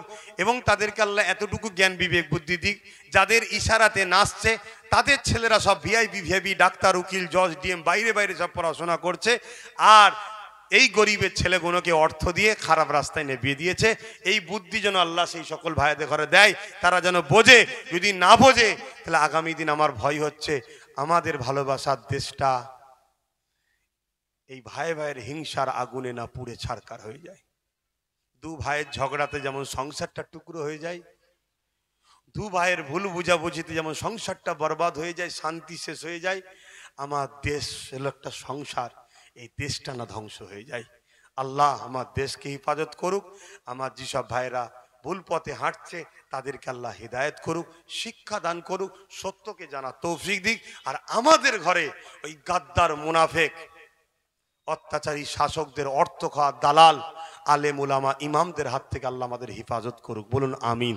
সকলে মহব্বতে সাথে সালাম পড়েন। ইয়া নবী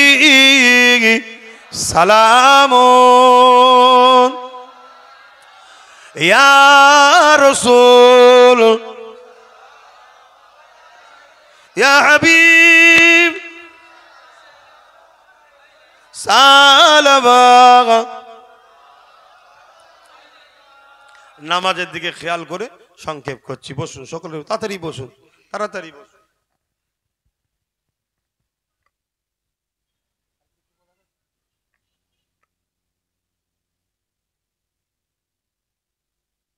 ভাই দু খতম কোরআন শরীফ তেলাওয়াত করা আছে, আল্লাহ যা বলিয়েছেন কবুল করেন। আমাদের উভয়কে ঈমান ইজ্জতের সঙ্গে পরিবার, বাচ্চা, মা বাপ নিয়ে হাসি খুশিতে থাকার তৌফিক দেন, বলুন আল্লাহুম্মা আমিন। আল্লাহ আমাদের নেক হায়াত দারাজ করুক, বলুন আমিন। দুনিয়া ও দুনিয়াবাসীর ফায়দার জন্য হায়াত দারাজ করুক, বলুন আমিন। পরকালে আল্লাহ আমাদেরকে চির শান্তির জান্নাত দিক, বলুন আল্লাহুম্মা আমিন। আর একটা শেষ কথা খুব ভালো করে শোনেন, পূর্ব ভারতের মানুষ ইসলাম পেয়েছে কারো শিলায়? পূর্ব ভারতের মানুষ ইসলাম পেয়েছে কারো শিলায়? পূর্ব ভারত মানে ইপার বাংলা, উপার বাংলা, আসাম, উড়িষ্যা হিসাবে এলাকাগুলো, বিহার, পূর্ব ভারত। এই পূর্ব ভারতের মানুষ ইসলাম পেয়েছে কারো শিলায়? জোরে বলুন। এখন অনেক দল বেরিয়েছে, সবার লক্ষ্য দাদা হুজুরের এই যে একচেটিয়া দাদা হুজুরের উপরে কোটি কোটি লোক যে ভালোবাসে, এটাকে টুকরো টুকরো করতে চাইছে। শুনছেন? কেউ দাদা হুজুরের ভক্ত সেজে, মুরিদ সেজে, কথা বুঝে আসছে। আরো অনেকে, কি বলবো, ওপর দিকে থুতু ফেললে গায়ে পড়ে যাবে, তো ফেলতে পারছি না, কিন্তু বুঝে নিতে হবে। সিলসিলা আমার নয়, আমার বাপের নয়, আমার দাদরও নয়, সিলসিলা মুজাদ্দিদ জামানের। আপনারা দাদা হুজুরের রুহানি বাচ্চা, মনে রাখবেন, খুব সাবধান হন, খুব সাবধান। এই সব কিছুর পিছনে